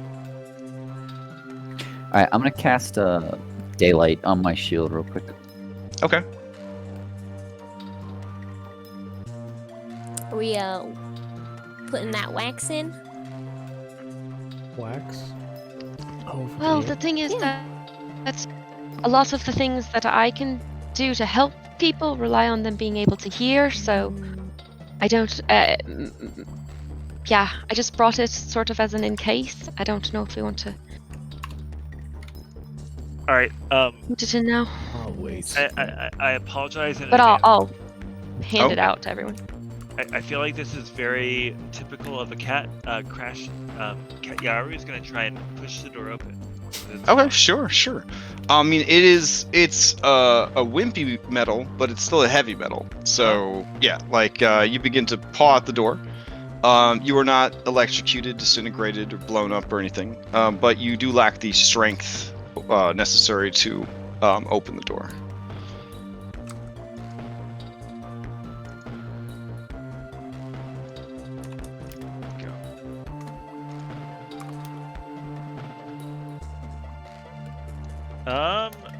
I'm fine to open it. I'm just running. Are we all ready to go? I mean, he cast a spell. Yeah. Anyone else? Everyone else good? Do you want me to just look through it? I mean, I can just look through it. I can. Yeah. Why don't we save that until we're deeper in? Alright. Yeah, can you actually look through that much lead? I mean, we don't know how thick it is. Well, I mean, if it's more than 30 feet, then we're not getting through it anyway. But A 30-foot thick lead door. Couldn't even turn that. All right. Alright. Do you open the door, Skull? Yeah, so one hand I have my greatsword and it's a light. With the other hand I push the door open and peer in with the light. Okay. With the daylight behind me, I guess I don't...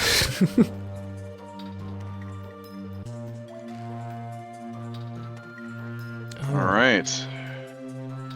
Yeah, you see ancient stone floor covered with rubble and debris.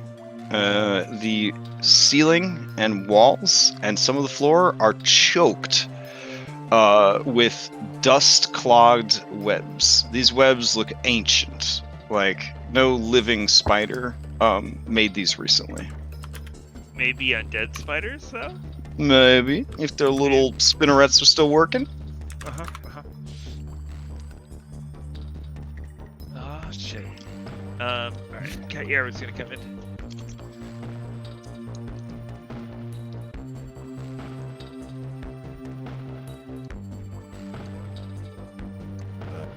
lot of webs. Ew. A lot of webs. Who is good at finding secret passages? Now, basically, any space that is all webs, like this is a great example. These guys right here. You would treat that essentially as a web spell. So that is how thickly clogged with webbing it is. So that would be a dexterity save to avoid being stuck, and then a strength check, not even like an athletics or a strength save to escape once you are trapped.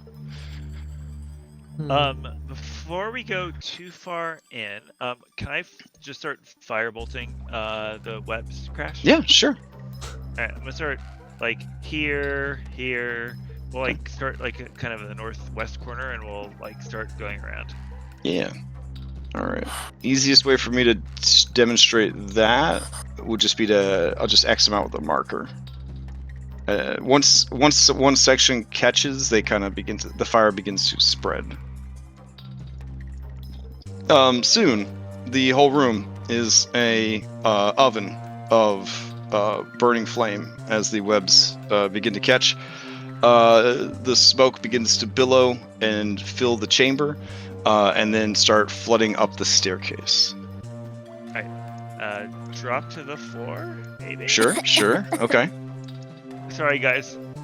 All right. The whole process takes about 10 minutes, but during that time, nothing horrible happens to you, and you burn away the webs.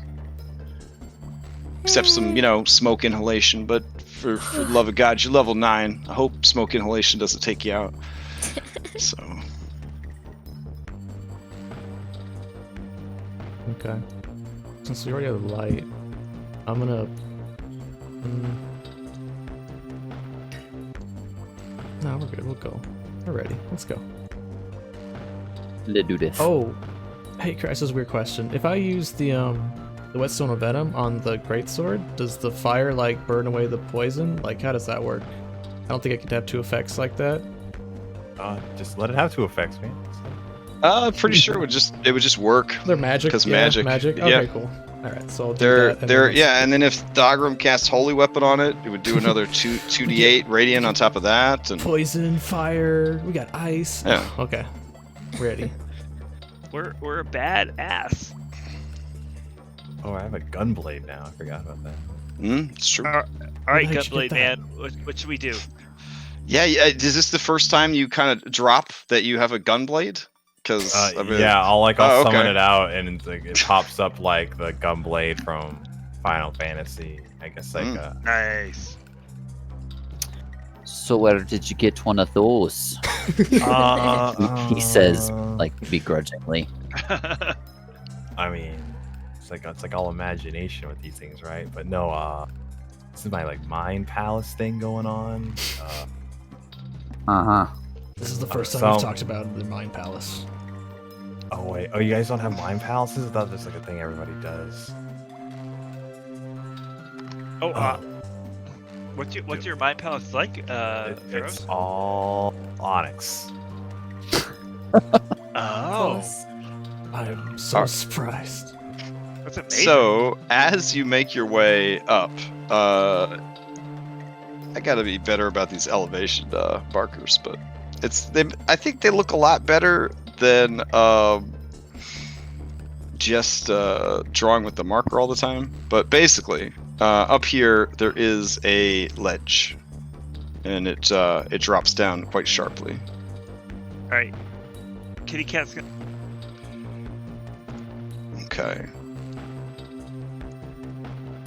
Kitty cats. You do see what looks like a large web sack or a webbed up humanoid to the right of you and to the left of you. Are these cat- fucking things? Yep. We're gonna. Everyone now knows about that because we are a well-oiled machine. Fair enough.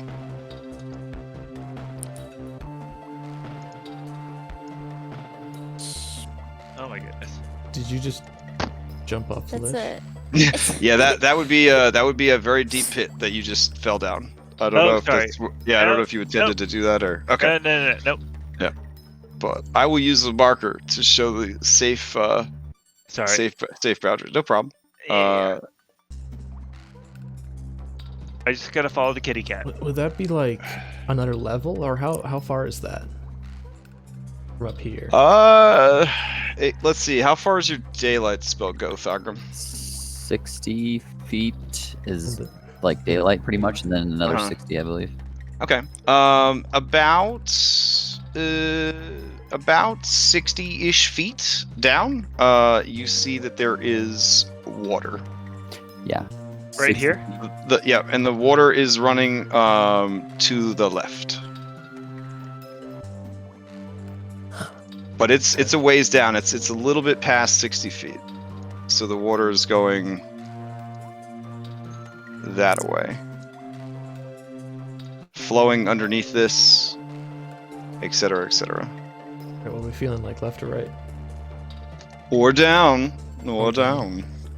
I would Assume that the ceilings here are all about 15 feet unless I say otherwise. I would go to where water is flowing to, but I kind of want to punch some bolts into that thing over there before we cross. Just from previous experience that we've had. Now, any of you strong boys trained in athletics, you're pretty confident that you could make the jump from like here to here without any issue. Rangers with climb, again, no problem. Spencers, maybe not. And then anybody that is not in the aforementioned groups, it might be a little bit more difficult to get across some of these areas. Spencer has a +5 to his athletics. Oh, okay. oh, and I have boots of levitation. There you go. I'm just gonna. Would that work? Can I kind of come over here? Yeah, if you do it next to the wall and then push off the wall, you should be able to do it. Okay. All right. Do that. Shit. Or I can push you while you're levitating. You'll go really far. Oh. Yeah, you just throw him. You throw everybody here. I mean. No, All that's right. fine. We're Skull. Okay. I mean, it sounds kind of fun, Skull. Do you want to throw me really far? Sure. If Yak Fate's like right here, I will push him that way. Oh, Alright. boy. All right. I'm just gonna get thrown by Skull. Oh, please don't It's go just too far. Pushing you a little bit. All right. Just a All little right. bit. Yeah, just a little bit. So we'll go right there. All right. As you drift over in this general direction, you see these web sacks begin to shift and shake, and they do roll themselves into some initiative as you get close. Hey guys. Remember when I said? I mean, you could have just done it. That would have been fine with it. It's all good. Not everything that you guys face is as strong as you guys are, as you learned with the kobolds, right? So, you're right in the middle of the sandwich now, right? You could be fighting anything basically, but that probably doesn't make you feel better at all. All right. Once everybody's rolled in, let me know. Okay. Everyone needs to do it.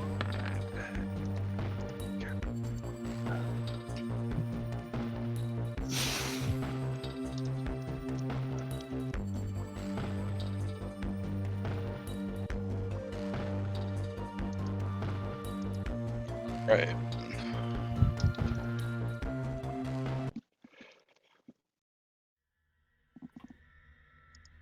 All right, if everybody's rolled in, let's see what happens. Oh, dwarf mummies doing pretty good. Oh, this isn't fighty music. This is be scared music. I needed this one. Okay. I don't think the fight's going to be long enough that we need combat music, but you know, habits. All right. Tearing free from its webbing, you see this beefy boy, and it just comes shambling towards you. Oh no. All right. I assume you're a little ways up off the ground because of levitate, but Yeah. I think it'll try to bat at your ankles or something. Yeah, easily within Alright. range, I think. All right. All right. Let's see. Okay. If you're within range, it looks up at you. Go ahead and give me a wisdom saving throw as it gives you a dreadful glare. Dreadful glare. That's terrifying. Mm-hmm. I thought we were gonna be friends, but apparently not. All right. Oh, all right. You have seen much scarier shit by now than this mummy, so it's all good. It is just going to try to hit you with its fist. 17. I don't think it's past your armor. All right. The one to the south, you hear a tearing sound as it tears itself free. And let's see. Okay. It moves up to attack you. Another And, wizard throw. no, actually, this one looks over at Pharos. It gives him a dreadful glare. Oh no. All right, so give me a wisdom saving throw. Oh Great. man, it's super scary. You are so frightened that you are paralyzed with fear. Oh, I'm paralyzed. Okay. Yeah, it's real bad. All right, while you are paralyzed, it begins to savage, or at least try to, the floating pinata that is Nikolai Konstantin Thurvestein.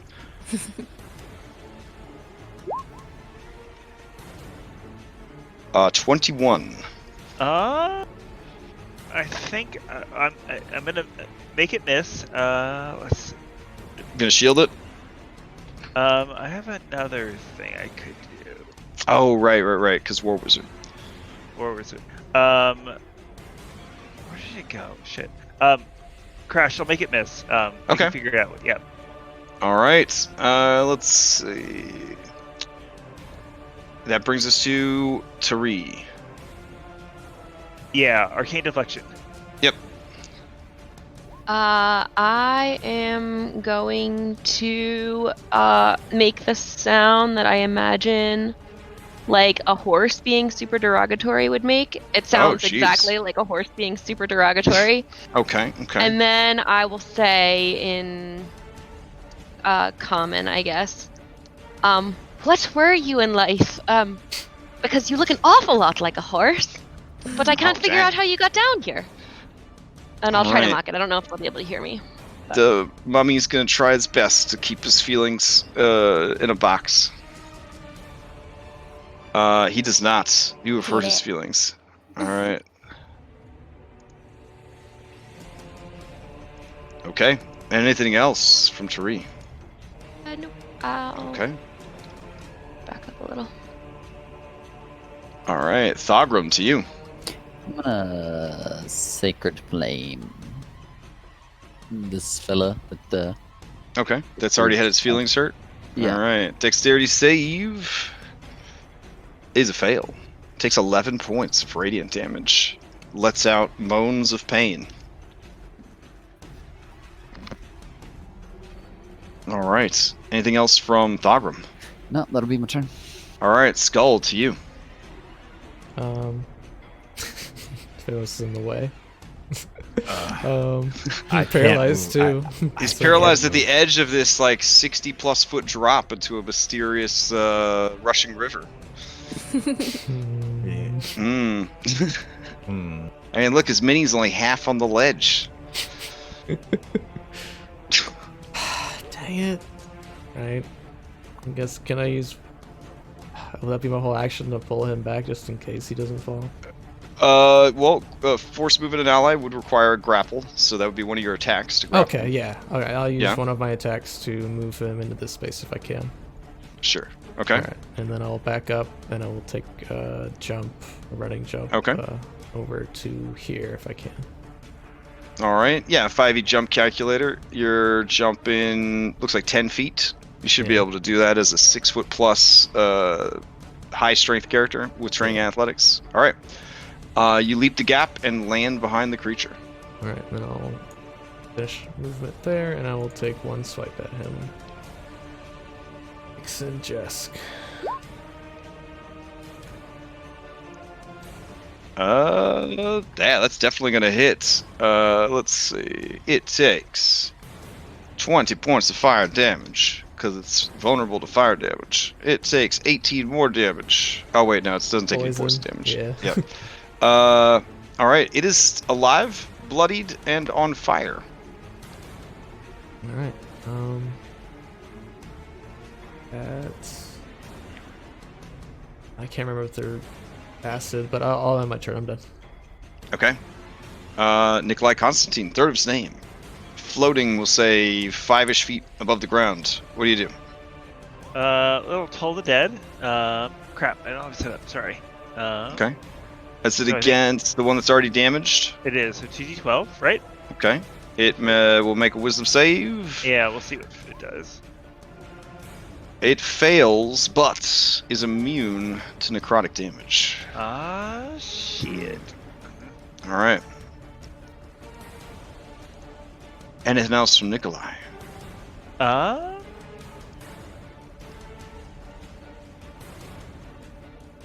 do a slight 5e shuffle just in case. We'll see it Sure. happens.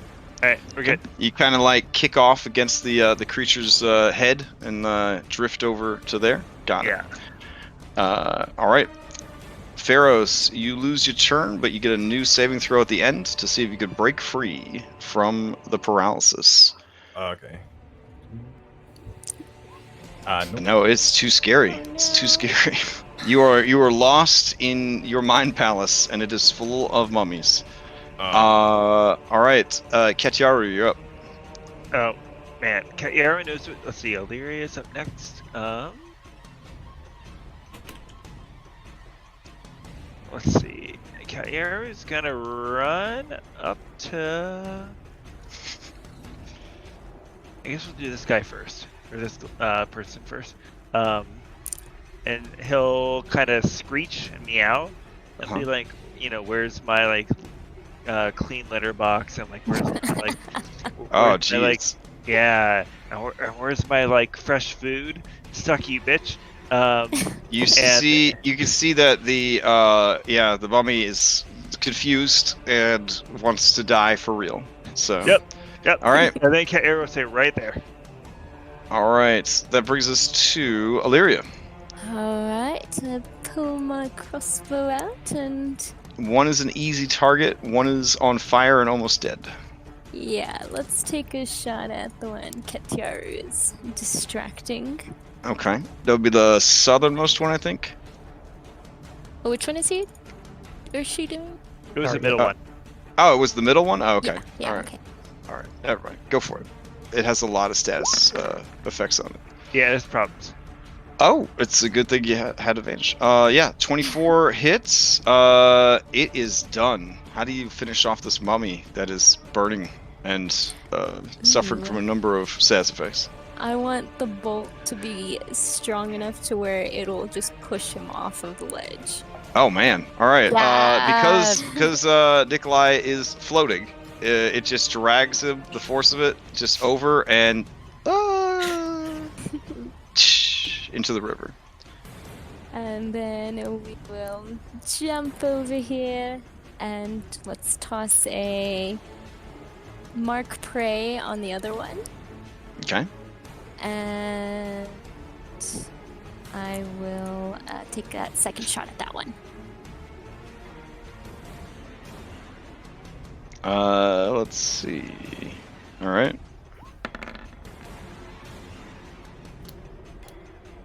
$18 to hit. Okay, 18 to hit, 24 damage. Good stuff, good stuff. And yeah, that'll be my turn. I'll move out of the way so that way other people can Smart. jump across if they want to. I think did we already have a Tari turn? Oh, we did. We have 2 Taris. Okay, my bad. Spencer, you're up. Would I know if Spencer would be able to clear this without having to take a check or not? Hold on. What's his strength? He has a 16. Okay. He And has a then 16, plus 5 and to he's athletics. about 6 feet long, and he is a quadruped. And he has a running start. With a running start, he could go up to 16 feet. So yeah, he can make it. Okay, yeah. Let's running start it, and he will jump across. Can Okay. you do charge? Charge. So you Charge one, right two, into yeah, it sure. from the leap. All right. Sounds good. Give me that attack roll. Oh man, an 11. You'd think that wouldn't hit, but it's a mummy, and they are very slow. And covered in bandages. 11 is its armor class. Yay, Spencer. All right. And his attacks are magical. So the creature is bloodied. And then it has to make a check Strength to see if he's save. knocked prone. Yeah. It is knocked prone. Yes. All right.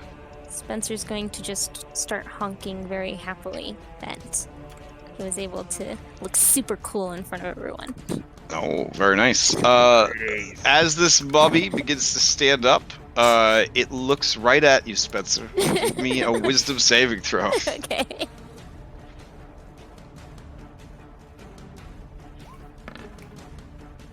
Okay. Yeah, Ooh. Spencer has also seen scarier stuff than this guy.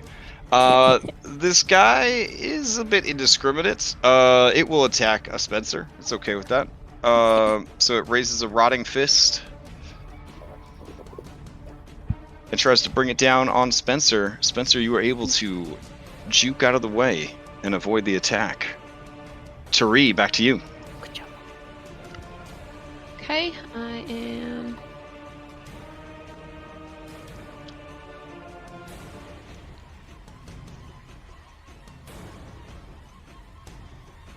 Am I going crazy? I can't see a bad. Oh, it's Yeah, because it's Nicholas' Dutchy. name is so big. Hold on. Yeah. Okay, that's fine. So, I 7 couldn't see it before. squares. Yeah. Hey, how about now? Yes, I can see it now. Okay. Okay. Oh my goodness. Yeah, I'm gonna. I'll do my best to hurt its Fifi's as well. Okay. I will say, oh, did we interrupt nap time? I'm so Oh, dang. sorry. Man. It's okay, baby. Go back to Alright. sleep. That didn't work as well. Oh. He is not a baby. He pulls up his bandaged diapers. Shows him that he's a big boy. He is not a Almost baby. did a spitting. All right. Right, Anything else? duly for Tari? noted. All right. All right, Thogrum. The big boy mummy is still left. He is indignant. I'm gonna Sacred Flame him Okay. for a very minuscule amount. And he says no. He says you've made him so upset with your cruel words that he's digging deep. He's digging real deep into his embalming jars. He's putting his guts back in. He's, Okay, then that's gonna be Okay. turn then. all right, Skull, to you. I'll step up and do 2 quick slashes up and down. Okay. Clicked it twice. Let's see. Okay, 12 hits. Sorry, 26 hits and 16 hits. That is an assload of damage and fire damage. It is consumed by flames. And then Yeah. You are too, baby. And assuming that is it, we could probably leave combat. Pharos, just start spamming wisdom saves until you get your Oh. courage back. Oh no. It's gonna be so Nikolai. bad. Yes, Skull? There you go, you're fine. it doesn't seem like there's much this way. Do you want me to toss you across this way now, and you could shoot firebolts at that one while you're flying towards it? You may toss you. You can toss me wherever you would like to, Mr. Skull. Okay. He's See, that's consenting. recovering trust right there. That's It is. recovering trust. It Yeah, is. that's Alright, growth. Skull. Yeah, Skull, let's go. that warms my heart. Also, where's my kitty cat? I just want my cat. Right here. Oh, it's somewhere down there. Yeah, this is very busy. There's a lot of stuff going on in this dungeon. It's very busy. Yeah, like assholes who have like such long names. It's horrible. It's all right. I had a character at the end of Kingdom Death. I did like the whole Khaleesi thing. She had like 35 names, and I would say like all 35 names every time I said the character's name. It was amazing. So I was gonna pick up Nikolai like a javelin. I'm going to toss him straight across this gap. Should I make an athletics check to see how far? Oh, because he's good. My heart almost stopped on my chest. He has levitation boots. That's, so, yeah, exactly. Okay. So I'm thinking All right. fly slowly across shooting Yeah, lasers. I with was his like, hands. bro, this ain't no gnomeling, okay? No, this is no. a hobgoblin you try to throw 40 feet. Okay, that's fine. Yeah, it's more just friends having fun at this point. You're at the bounce zone. No, you give him... I'm gonna make it feel like I couldn't quite make it, but for Skull's strength. Okay. Skull, give us an athletics check to see the velocity that he rockets through the air. If it is too high, he will need to make an acrobatics check to control. Oh, jeez. All right, Nikolai, give me an acrobatics check to see if you can control the path of your flight. Oh shit! Can I do an athletics check? Well, I was saying you can shoot lasers at this one while he's flying. You know. I think this would be your balance. This would be keeping yourself together. There you go. All right, it's beautiful. It's beautiful. You do like a little forward tuck and roll, and then you Superman fist in the air, and you begin soaring towards this wall at great speed. There is, in fact, a little web stack here. Do you light it up on your way there? Yeah. All right, give me a whatever you want to do, but firebolt would probably be a good one. That sounds great. Ooh. Yeah, that is great. It takes 24 points of fire damage and begins burning. You guys will all get because you started with that. I'm going to say that it would roll in with disadvantage on this. Ooh. Hold on just a sec. I gotta take care of something.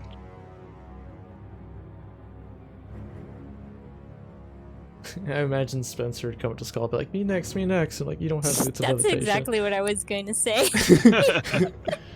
I mean, that was an amazing throw, Skull. That was like fantastic. Well, there's all sorts of stuff we can do now that we're level 9. Sorry about that. Boots of levitation. I was like, oh man, what's on my leg? It was a tick. So I was. Ew. Yeah, when you walk dog, you have to go outside into the horrible outdoors. All right. So, this guy's gonna roll in with disadvantage because he's on fire. So he got a 3. He's already taken 24 points of fire damage. I don't think I'm gonna start any combat music because I don't want to give him false hope. So, I will say, with your cantrips and normal attacks, you should be able to gun this poor fool down, especially with this follow-up from Nikolai. Are you guys all right with gunning this guy down, or do you want to pew it up with some rolls? Basically, you're insta-killing this poor guy. All right, he is dead. Yeah. All right. I guess. To the north, Nikolai, as the smoke of the burnt mummy clears, you see another lead door. Alright, I'm gonna let Thogrum know. Okay. ASAP. Mr. Thogrum, I think there might be another lead door. Maybe you could deal with this kind of thing? So there's nothing over here, and nothing else over there? That's the only way we can go? There might be other Looks things like it. over here, but currently there is a beautiful lead door. Has nice craftsmanship. Well, I guess that seems like a fitting place to go. I was thrown over here. It's Now, very- Thogrum, this is all dwarven work. All this construction is definitely dwarven make that you've seen so far. Yeah. Would it be like a standard mine layout or anything like that? Like, would I be familiar with the... What is happening here is you're pretty sure some sort of seismic activity has caused the floor here to break and collapse. Mhm. And that the floor itself is artificial That is to say, it was built on like a lattice work of iron bars, so that it could span this river. So it was sort of a combination, like bridge slash building situation above the water that was below. How big is the ladder for that A patch. rope of useful stuff? Oh, it is a 24-foot long ladder. And I'm assuming it's made of, of course it's probably made of wood. Well, I mean, we can either go, or I can fabricate another bridge. I think. But it's yeah. Can we make it a fair cross? Anybody have any ideas? I can. Can we rig a pulley system to the roof and kind of swing across? I can fly with my lyre. And Nikolai has those boots, so we could perhaps just carry people over. It might be a little time consuming, but especially since maybe we want to every save time that. you fabricate, you're losing a 4th level spell slot too. Yeah, that's what I'm saying. It is helpful to Hesitant to do have the bridge there for sure if you had to backtrack quickly. But yeah, Nikolai does have the boots, and he's strong, so he could basically push off, grab somebody, push off, drop him off, push off, grab somebody. If you trusted Skull could grab you, try to do a running jump. It is, I believe, within his running jump distance to make that. Yeah, double checked. So it's basically just your strength score is how many feet you can go. So I can do 20 feet. So from there to there, I could. Nikolai can definitely help along with Skull. Okay. Yeah, I would say that between your levitation and your strength, you guys should be able to eventually all get across. The only time this would ever be an issue is if you had to do it, mid-combat or something. Oh, she's dead. Ah, what's going on? There you go. Crash, it's a cat, so the cat's going to try and open the door again. Oh, okay. Same deal. It is heavy metal door. Does not open. All right. Then I'll walk over and kind of examine the door.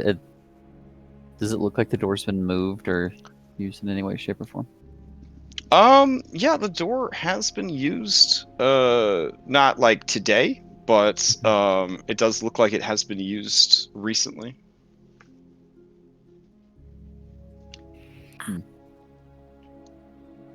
What? Who can check for traps? Who is good at dealing with the bad things that might come from opening doors? I have plus I 6 think I to can look. I can look at it. Lyria has those eagle vision goggles. Yeah, we don't have. Or I'll just open the door. Unfortunately. How about I just open the door? I just open the door. All right. perception. Sounds good.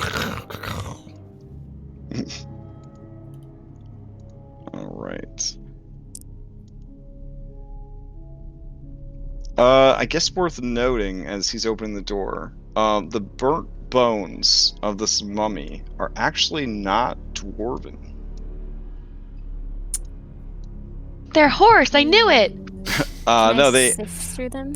Yeah. You Exam. can give me a medicine check to maybe ID the skull, as it were. Probably those fools she sent down here. Eternal darkness or whatever. Yeah, Illyria, this is a half-elf skull. Probably a lady.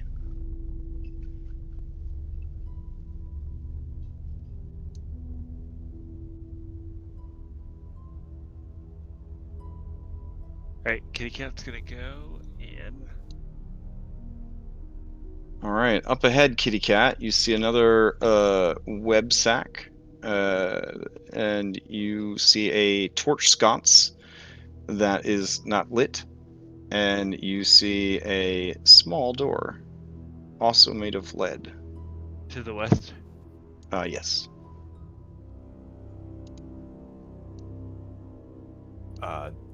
do magic eyes ping anything? Do magic eyes ping anything? There is something in this web sack.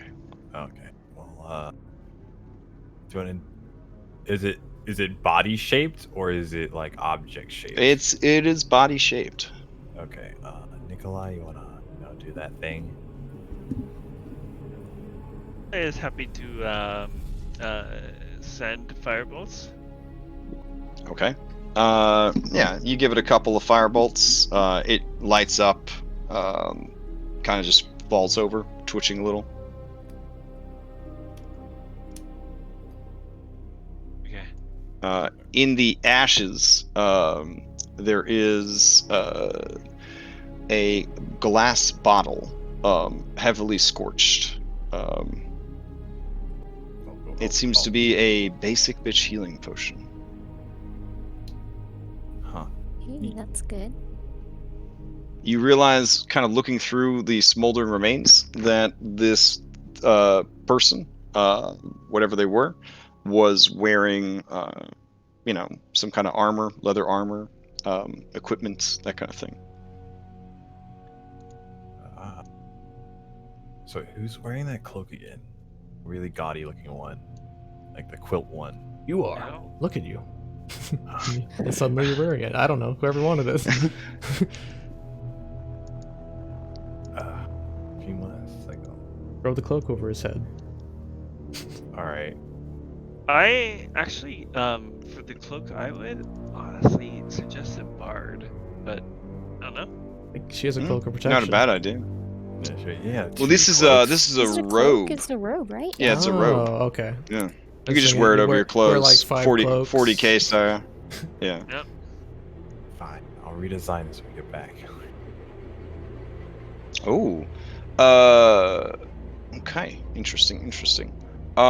Nikolai Constantine, with your passive investigation score, you see that underneath this pile of rubble, looks like a hatch or something.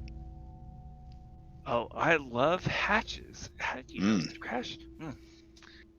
I want to go take a look at that hatch. Okay. I'm gonna go over. All right. It's going to take a little bit of muscle to start removing the stones. But Right. The cat comes in. you do reveal a hatch in the floor.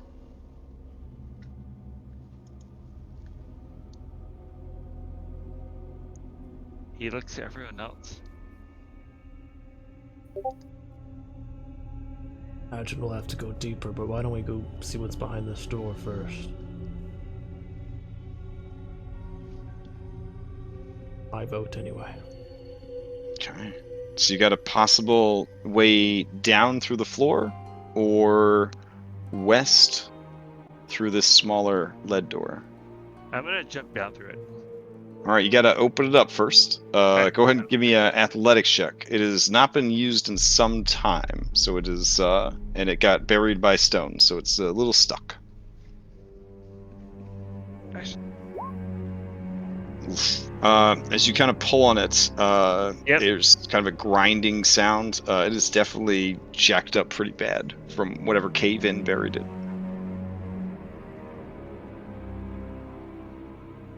Oh, that was so tough. All right.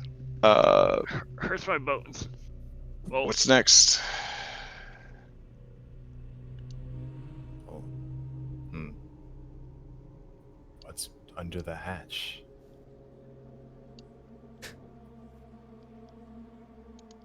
Why don't I we mean- just vote on it? Like I said, my vote's for this way. Does anyone else have an opinion? Well, I mean, I guess look both ways and see what's behind door number 1 and door number 2. Yeah, am I able to see I want to see as far. Wait, is there a door here that we can't see through? There's a giant there pink is? arrow. Yeah, Oh, okay. is the door, and then there's this door on the floor right here. Is there anything magical through this door, or is it? Are you using your ability No. to? Oh no, I just. Oh, you're just using your detect magic thing? Yeah, Mhm. you don't see any magic nearby. That is Okay. not what you already are aware of. Would I have an idea why there would be why there would be a door here, like a just Secret with, like, passage. yeah, like your standard secret passage. Mm-hmm. Okay. I mean, I in I dwarf say- lands, most houses have secret passages to them. Because why wouldn't they? So it's actually startling when you come to human lands and only like spooky mansions have secret passages. Like, how are you supposed to get down to the kitchen in the middle of the night without waking everybody up? Without a secret passage to the kitchen. I think I personally would vote for the more hidden of the two options as a general rule. Mm-hmm. Okay. Yeah, we know this door leads to progression. We know this door leads to secrets. So, Okay, so 1 vote for this, just 3 vote for that. So we're almost. I I mean, Okay. mean, I'm for the secret door. Okay, okay. let's go in the secret door then. All right, get it open. Let's see it. Standard method would be an athletics check. It is going to be harder than before, but not 27 hard. Ooh. Yeah, Oh. you just God rip it damn, open. he's strong. It's Man, one look hand, at that. just rip it out. Okay, we'll go this way, and I throw the lid over Alright. here indignantly. Yeah, you were like, Oh, you just threw that at me? No, you it's were on the little- ground you were- here. you were- yeah, you were like a little concerned, Skull, but you like were like, I'm just gonna go down there. I'm gonna... This Feel that- feel secret that- door is a clue secret door. If you've played the Clue board game, so basically you just hero stack yourself on it, and I move you to a different part of the dungeon because it would be too hard without a layers tool to have these passageways kind of interweaving with the dungeon proper. All right. So we gotta get everybody in one tile. There we go. There we go. Oh, what was that? It's like sucking an air to like squeeze together. Oh, okay. I thought something bad happened to you. Like you. There's a ninja in the window. Okay. Oh, there are ninjas in this dungeon though. All right. Let's see. It's 1, 2, 3, 4, 5, 6, 7, 8, 9, 10, 11, 12, 13, 14, 15, 16, 17, 18, 19, 20. Okay. So the passageway goes for 100 feet. And then you end up over here, which is north of your current location.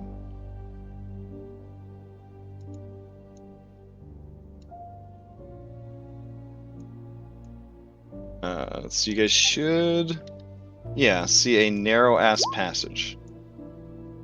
The ceiling is only about, well, I'm gonna say 5 or 6 feet tops. It's very claustrophobic. Okay. Thagrum, it's perfectly dwarf sized.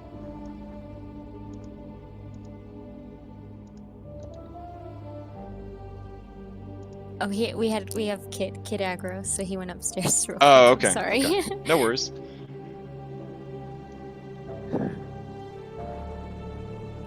All right, up ahead, you see what looks like like a wheel that you would turn. Like a ship wheel. Yeah, kind of like a ship wheel.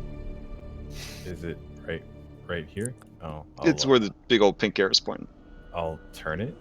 Oh shit. Okay. All right, let me just be on It this is side of the wall. it is old. Yeah, it is old and rusty. So go ahead and give me an athletics check. I hear him say, "I'll turn it," and I'm like, "Shit, Illyria, here, move back, move Yeah, back." I'm gonna like closely listen for that familiar sound. Okay. You hear a horrible squealing sound, just as he starts turning the wheel. But a 13 is just not enough. It is old and corroded and rusted. But you're sure that anybody that has ears that's nearby probably heard that sound. Okay, Skull, go turn this wheel. Your big man hands on it.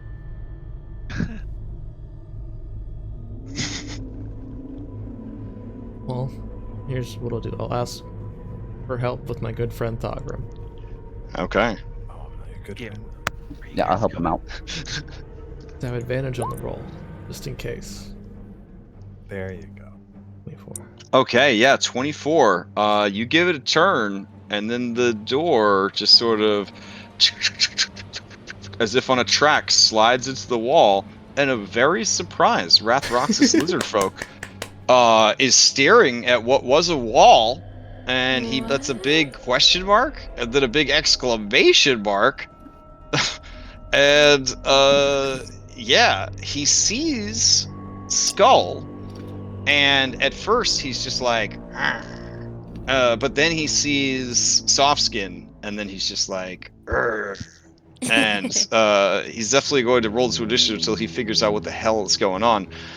You do see off to the right 3 kobolds as well, who are also staring at the wall in confusion. It's also a little confusing because you guys were advertised nightmares beyond all recognition, and it's just a bunch of fucking kobolds and lizardfolk. So.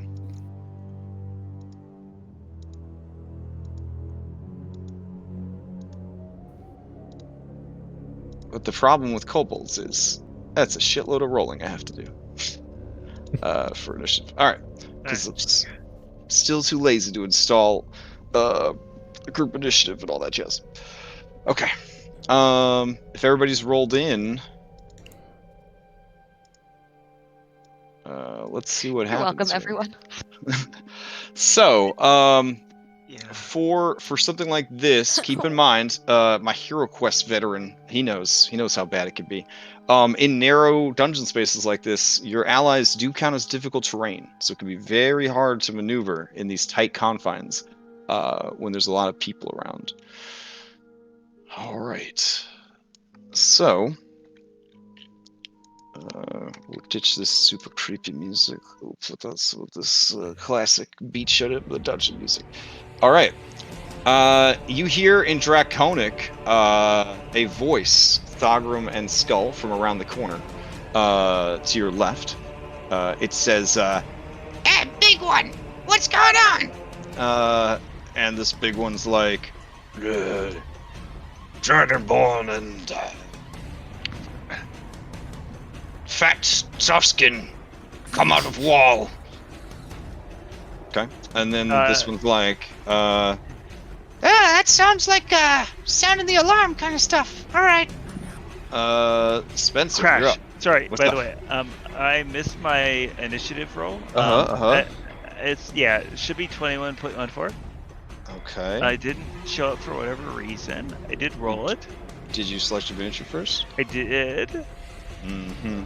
I mean, Uh-huh. probably not. Yeah, Mhm. probably not. Yeah. Uh-huh. Yeah. Mm-hmm. Okay. Spencer, to you. Okay, Spencer is going to 5, 15, 25, 35, 40. Charge this guy. Oh, damn. Okay. Oh, Oh, that was me so Yeah, as you do, it just raises a foot and just puts it against your snoot. He's like honking. Yeah. The foot on his. All right, fair enough. Anything else from Spencer? No, that's it. Okay. Katyaru, you're right. up. Yeah. Sorry for that crash. Let's. No worries, no worries. Let's see. 1, 2, 3, 4, 5. We're gonna do a little bit of reconnaissance. Well, it's Katyaru's turn, not Nikolai's turn. Yeah. He's. Oh crap. They were on the same little space. Oh, okay. Yeah. Katyaru looks so miffed right now, like so miffed. All right, Yeah, here's Katyaru. Go for it. There we go. All right. Yeah, Katyaru. Yeah, there's a lot of kobolds in here. There's even one of them beefy boy kobolds, one of them skull kobolds.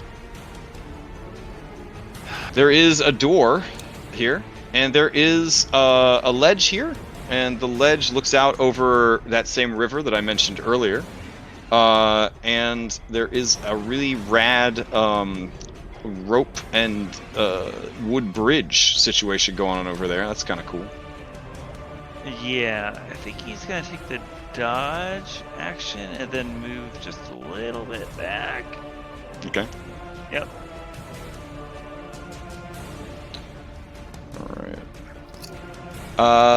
All right. That brings us to this kobold right here. All right. This kobold sees that there's intruders, a strange dinosaur, a fat bearded soft skin, probably a dwarf, some kind of big kobold. All right, she does some math calculations in her head, tries to figure out the best thing for her to do. She's going to use a sling, and she's gonna throw a sling bullet at you, skull. Yeah. Yeah. Yeah. Okay, that's her turn. Nikolai, your turn. Alright, he's just gonna run up. 4 kobold.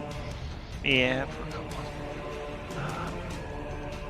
He's gonna do a fireball, I guess. Okay. My heart goes faster every time you say fireball.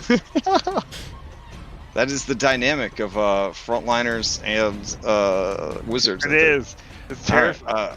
Let's see. Fireball. Oh, here we go.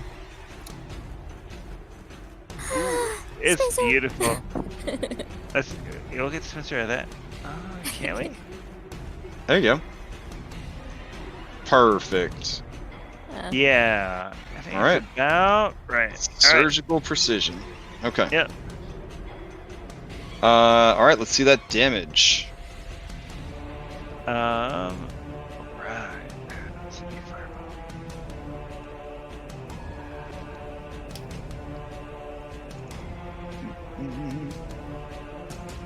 There we go. All right. Let's see. That is a beefy fireball. This kobold is completely destroyed. This kobold is completely destroyed. This beefy kobold has a shot. Let's see what it gets.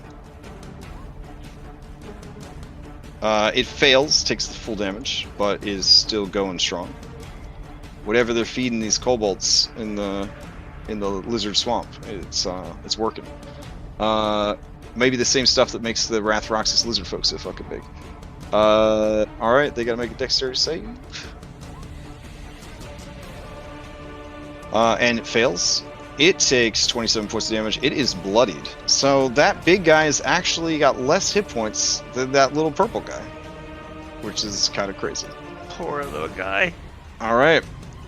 Anything else from Nikolai? Nikolai's gonna run up a little bit. Okay. Yeah, right about there. Alright. That brings us to kobolds. There we Alright. This kobold is going to run for it.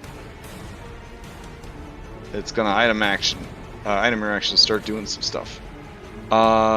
Illyria, to you. Okay. I look at the tree and sigh. Yeah. Walk slowly forward. Pull out my crossbow and actually first This is a trust exercise, Thoggle. This is a perfectly dwarf-sized passage, 5 feet by 5 feet. You take up every inch of it in a comfortable way. Your friend is going to fire a crossbow bolt that does enough damage to kill 3 commoners on average per shot. She's gonna fire it past, I guess, your throat, because it's one of the only spots that could probably is not blocked by Thogrum, and over her big beefy boy pet to try to hit this target. Thogrum's just gonna look at Illyria and kind of tilt his head one direction. All right. I will move my mark prey. Okay. And tuck your beard in, right, Thogrum? Yeah, kind of pull it to the side a little bit, like pull down my beard a little. And Close your eyes. Yeah. A 20 does hit. It takes 23 points of damage. It is still alive. Smile at Thogrum and let's take another shot. Okay. you can see like a little drip of sweat run down the side of his head. Yeah, you feel the displaced air as these shots are just gonna past your head. Yeah, this is gonna hit the dude pretty hard. How do you take this guy out? Oh, I want this to pin this a-hole's foot that's Okay. on Spencer's little sweet head.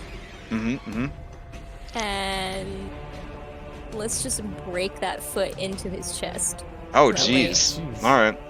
That is some. That calls for some Skyrim-style ragdoll physics for sure. So as the foot is peeled away from your baby boy and then plunged into his own chest in forced yoga, his body goes tumbling back and just starts ragdolling like crazy, and then tumbles down into the river, and then gets carried away by the current.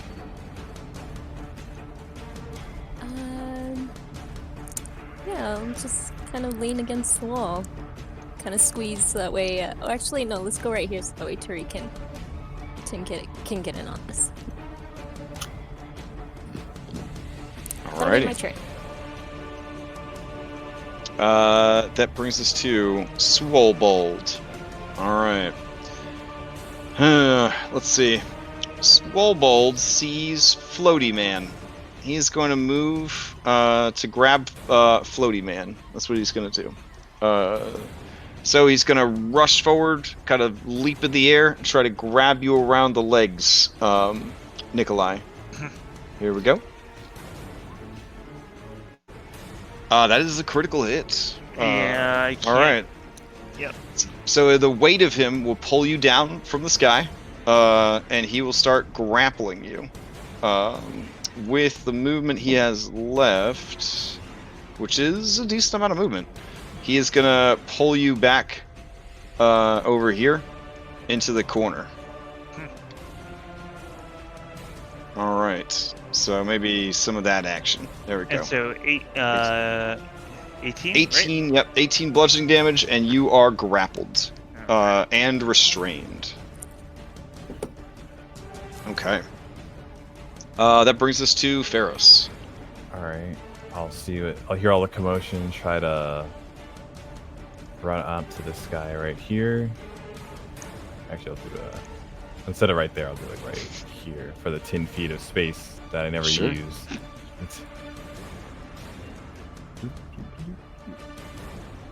Gunblade.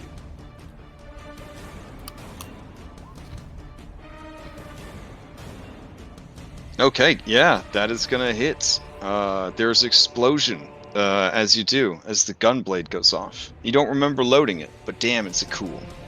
Alright, both attacks hit the kobold. He takes a total of 28 points of damage. He's barely hanging on there. As you swing the last part around, his muscles are too thick, and it just kind of thunks against his muscles. Ah, okay. Alright, and then that's the turn. Alright. I almost imagine that it has the stats of a halberd, but since it's a gunblade, when you're attacking things 10 feet away, you're just shooting them. I don't know. Yeah, this is Alright. like a lever action or whatever. That brings us to Skull. Alright, come out, see this. And I just want to call out in Draconic. I want to say. See, I don't have anything good to say, so I guess.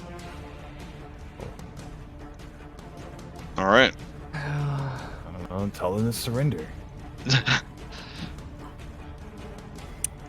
Yeah, I guess, yeah. That's good. Okay. Yeah, I'll call in Draconic Rathroxus.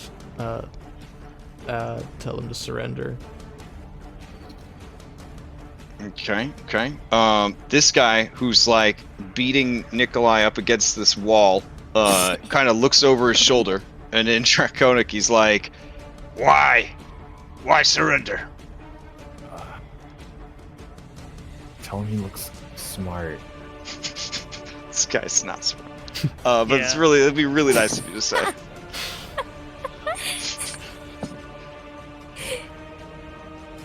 That's what you do when you're outmatched. All right. He looks down at his fucking muscles, at this prisoner he's beating against the wall, and he's like, I accept your surrender. Alright, well, that was my action, I guess. I'll just be here. I mean, you can take an action if you want, since you No, didn't- I mean, if you're trying to influence him. I was trying to influence them, yeah. Oh, okay. Then go ahead and give me an intimidation roll. or persuasion if you're trying to persuade. Try intimidation. Okay. Eh. All right, he's gonna make an opposed intimidation. I'm gonna let him use strength because he doesn't really have anything else going for him. Here we go. You know, I should have I should have roared first because that would have given him disadvantage Yeah. on checks. Damn. He is he's not scared. He's too stupid to be scared. He will. He's the kobold that yells loudly, "I won't live in fear," whenever something obviously dangerous is there and all the other kobolds are taking precautions against it. He just yells, "I will not live in fear," and then it's a miracle he's made it this far. Honestly, He does live in fear of sneezes. anything else from Skull? That's it. Okay. Skull, you do see something interesting floating down in the river. It kind of looks like a large crab. He's Hell busy yeah. eating Yeah. Eating a lizard folk, I guess. eating a lizard folk body that just went down there. All right, Thogrum, to you. Thargnum's gonna go 5, 10, 15, 20, and he's gonna bash this fella on the head. All right.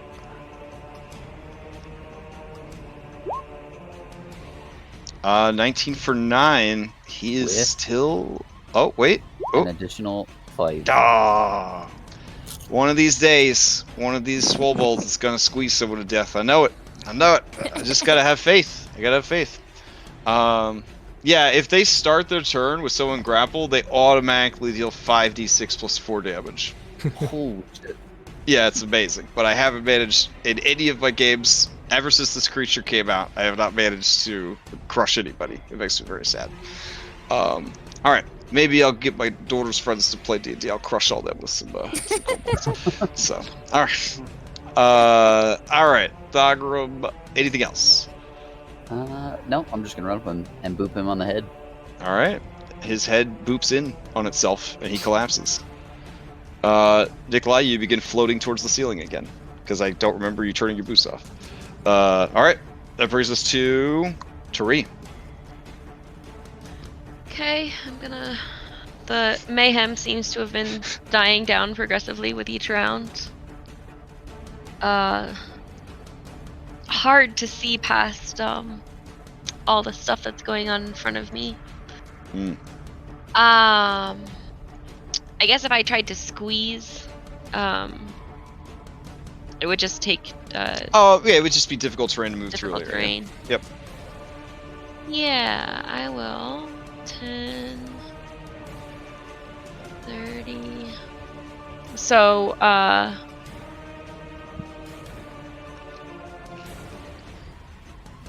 could have sworn I heard some chittering and scrabbling, but I don't see, as far as I can tell, whoever might have done that. So, pretty clueless. I will look around, take the dodge action.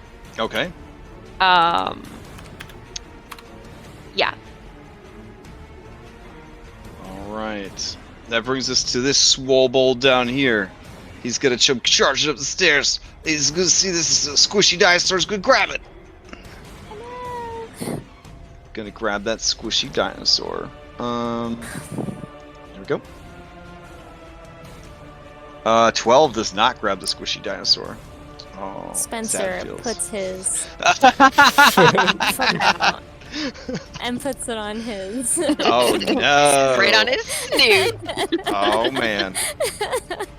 All right, we got we got some new peeps showing up. So hold on. This is how kobolds do, man.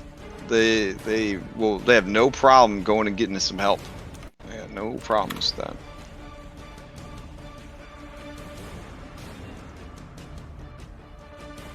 Alright.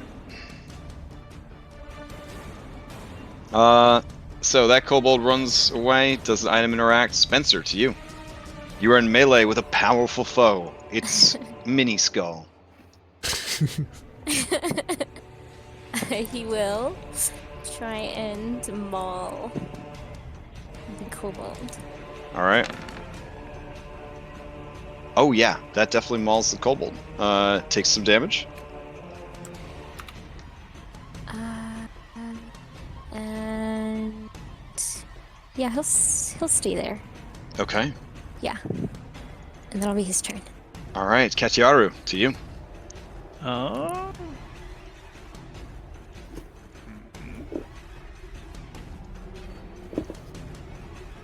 I think he'll.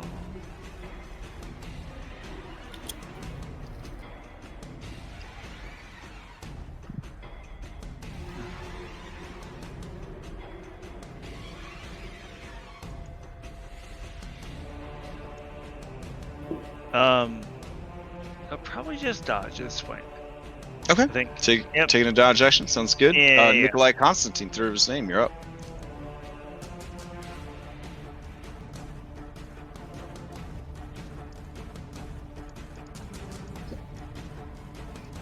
So, what is I'm Nikolai looking. going to do? Yeah, oh, okay. yeah, sorry, Oh. I'm looking.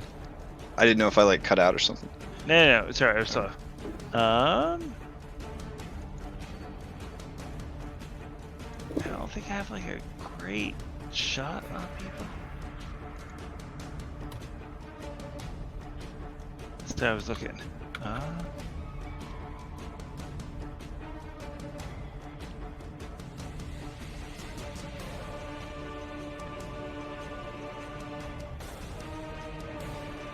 Yeah. So I think Nikolai will. He'll run over here a little bit.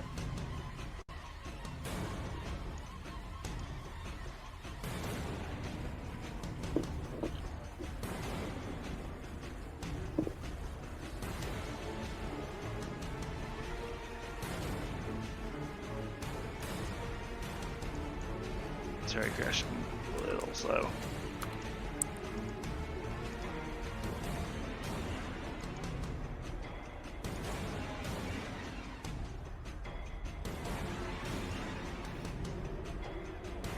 Unfortunately, I don't think he can like see too much from where he currently is, which is a little concerning.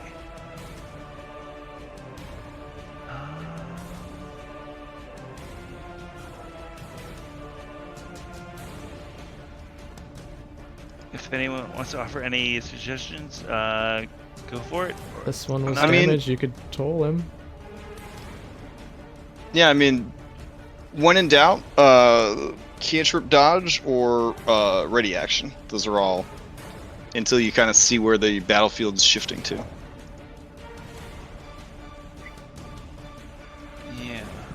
Ooh, sorry about that. My Roll20 just decided to completely refresh the map. Cool. Yeah, sorry. I was having There we are.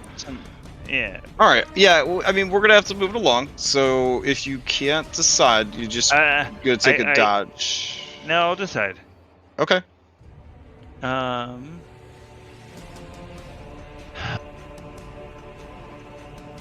I'm gonna start heading down this way on my turn. So. Yep. I'm going to.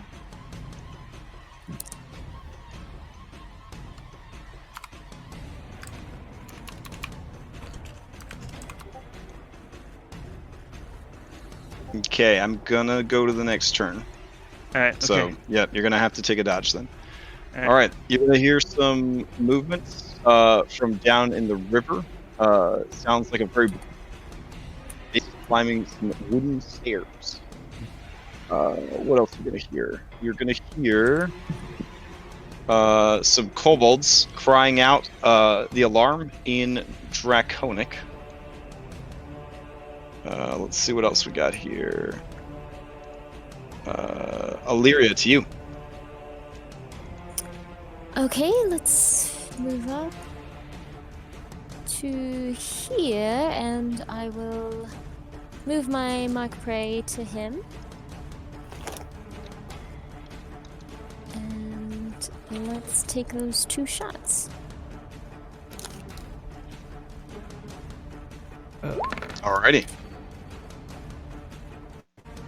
Alright, shooting around Tari and Spencer around the corner. That is going to be a hit. The creature takes a solid attack. It's still going. And then we'll take that second shot. Okay. Oh my gosh. There you go. Let's see. That is 10, 19, 26 points of damage. It is well past bloodied. As you just pump 2 shots into it. All right. Anything else from Illyria? No, I will stay here. All right. Theros, to you. All right. The flurry goes over here now. Down below, you see the crab creature, like just kind of like grabbing a hold of the lizard folk's body, but then lets go of it. Oh. All right. So I'll go to attack this guy for once. Okay. Yeah, that's gonna hit. Takes 6 damage, still alive. That will finish it off. All right, and I guess I'll step away from the edge. I guess unless you're gonna fight, or do you have plans on fighting this crab? If it's gonna like crawl out, or but I guess I'll. I don't have anything to do with my bonus action right now, so I'll pass. Okay. Yeah, you watch, those of you that can see the ledge, you watch as the crab creature begins to float up out of the water. Underneath the crab section of the creature is a great many tentacles. A very vulgar looking mouth, and a large central eye. Oh. Wow.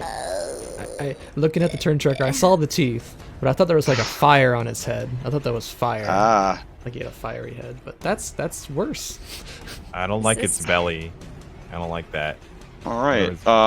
Yeah. So it is levitating, and as it rolls on up, you see it kind of shake its many tentacles, and it kind of turns its eye, and as it looks at Skull, you see lightning begin to crackle all across the creature's body, shell, carapace, all that jazz. Actually, it would have floated up about here, I guess? Yeah, that works. Skull, it is going to lash out with 20-foot long tentacles to attack you. Alright. Let's see. Here's the first one. 21 for 7. Yes. All right. Let's see. It will use some of its movement to begin pulling you towards it. All right. It will attack again. This one's now at advantage because you are restrained. Oh, okay. Okay. Called the Death Kiss. Ooh. Yikes. Yep. Okay. Oh. Oh. I can use... No. Actually, yeah, I might as well. So I'm going to use my reaction to parry and reduce some of the damage I'm taking. Okay. Reduce it by 9 damage. Okay. So... And then it attacks again.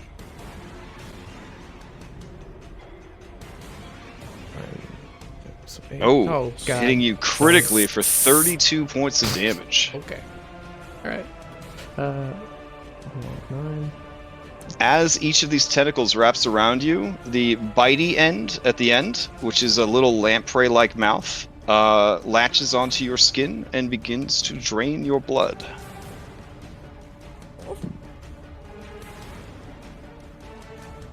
Alright. Let's see, we use the rest of this movement to float back while still... no, you know what? It'll stay right there. But it is definitely going to maintain its 3 separate grapples on you. Okay, and it has like a 20-foot reach? Yep. Okay. Alright, that brings us to Skull's turn. Okay. So I'm just gonna... I mean, you could technically attack the creature because its body is touching you. Like, well, yeah. yeah. What I'd like to do, I just want to like grab all the tentacles in one hand and start pulling them this way. Okay, you want to essentially grapple it that's grappling you. Oh, but my speed is and 0. yeah. So you wouldn't be able to force move him. Damn it.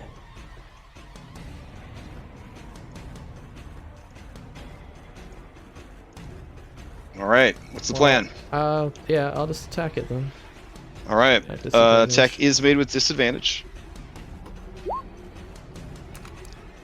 24 definitely gets through its carapace. You drop some damage on it. Make it a let's menacing see. attack. Alright, creature's got to make a wisdom saving throw. Yeah. Here we go.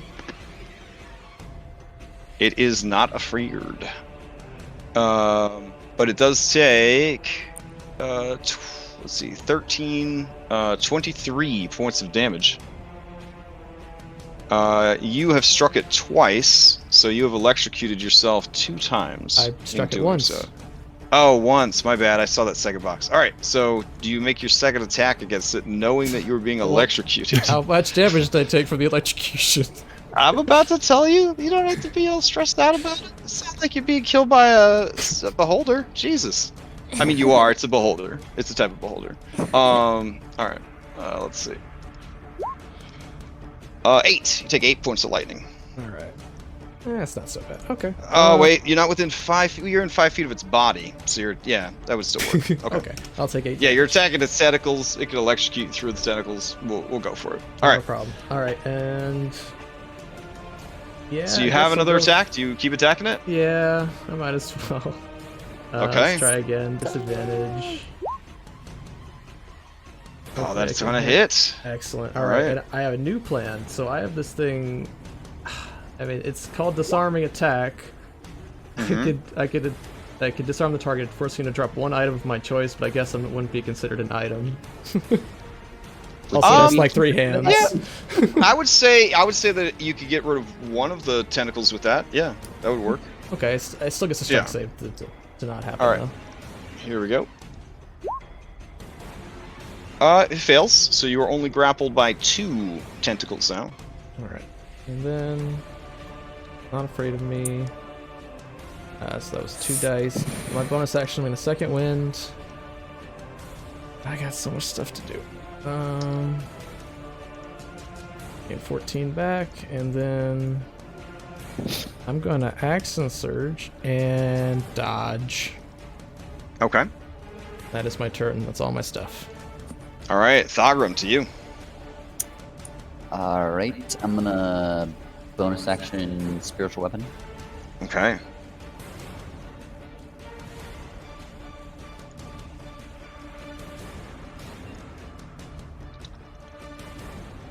$22 for 8. 22 for 8. Yeah, that's gonna hit. And I'm then- assuming it's against the beholder. Yeah. Okay. That's weird. Could have sworn that your anvil was on there. All right, it's cool. Okay. And what else you can do? Can I run up and how would it work if I tried to grab Skull and pull him back? You would. He's grappled twice, so you'd have to beat 2 separate grapples to free him. Ah. Yeah. Can I- But you would essentially make the check against the creature for him to break one of the grapples if you wanted to. No, I was just gonna teleport him out, but Okay. I'm just gonna. Can I attack the tentacles holding him from like right next to him? Yeah, you can. It was to be the same deal that Skull was dealing with, so it would still be the damage shield and all that kind of stuff. Yeah. Then I'll just make a melee attack. Okay.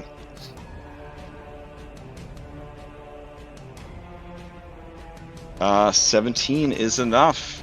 Creature takes 8 more damage. And then 7 fire. All right.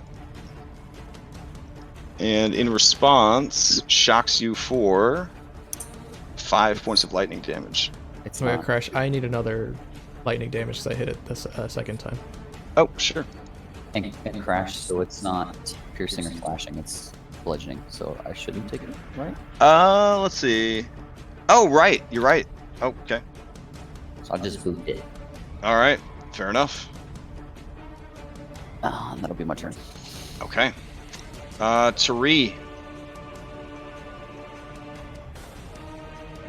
You are up. There's a hideous creature. It's got skull. It seems to be the only threat in the area right now, though. And Illyria hasn't hit it yet with any arrows, as far as I can tell, right? Yeah.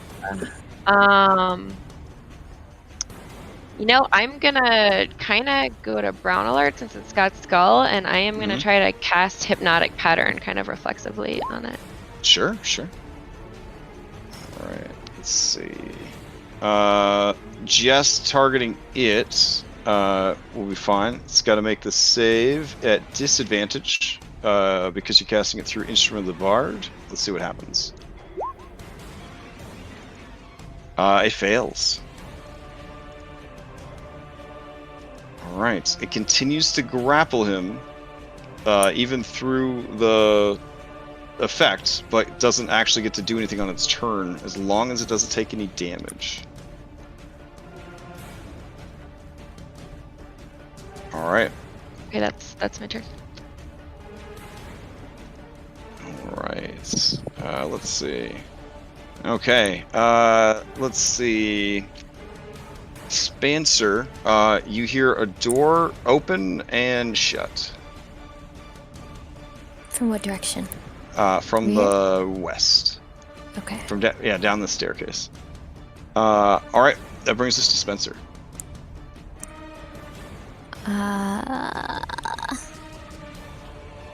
Spencer.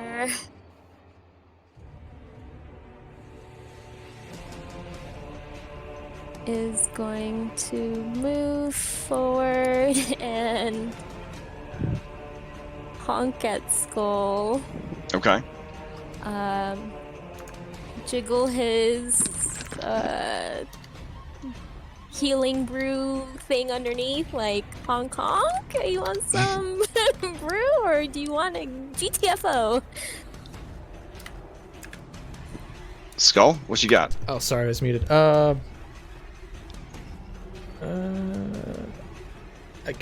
Is it possible to just take a tentacle off without damaging it, or? Yeah. You would just beat it in an athletics check.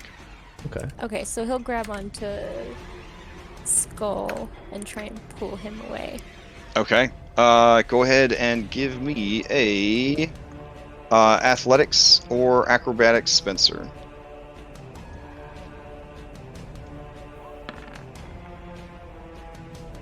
All right. Yeah, you managed to pull him free of one of them, so he has one tentacle left that's grappling him. Okay.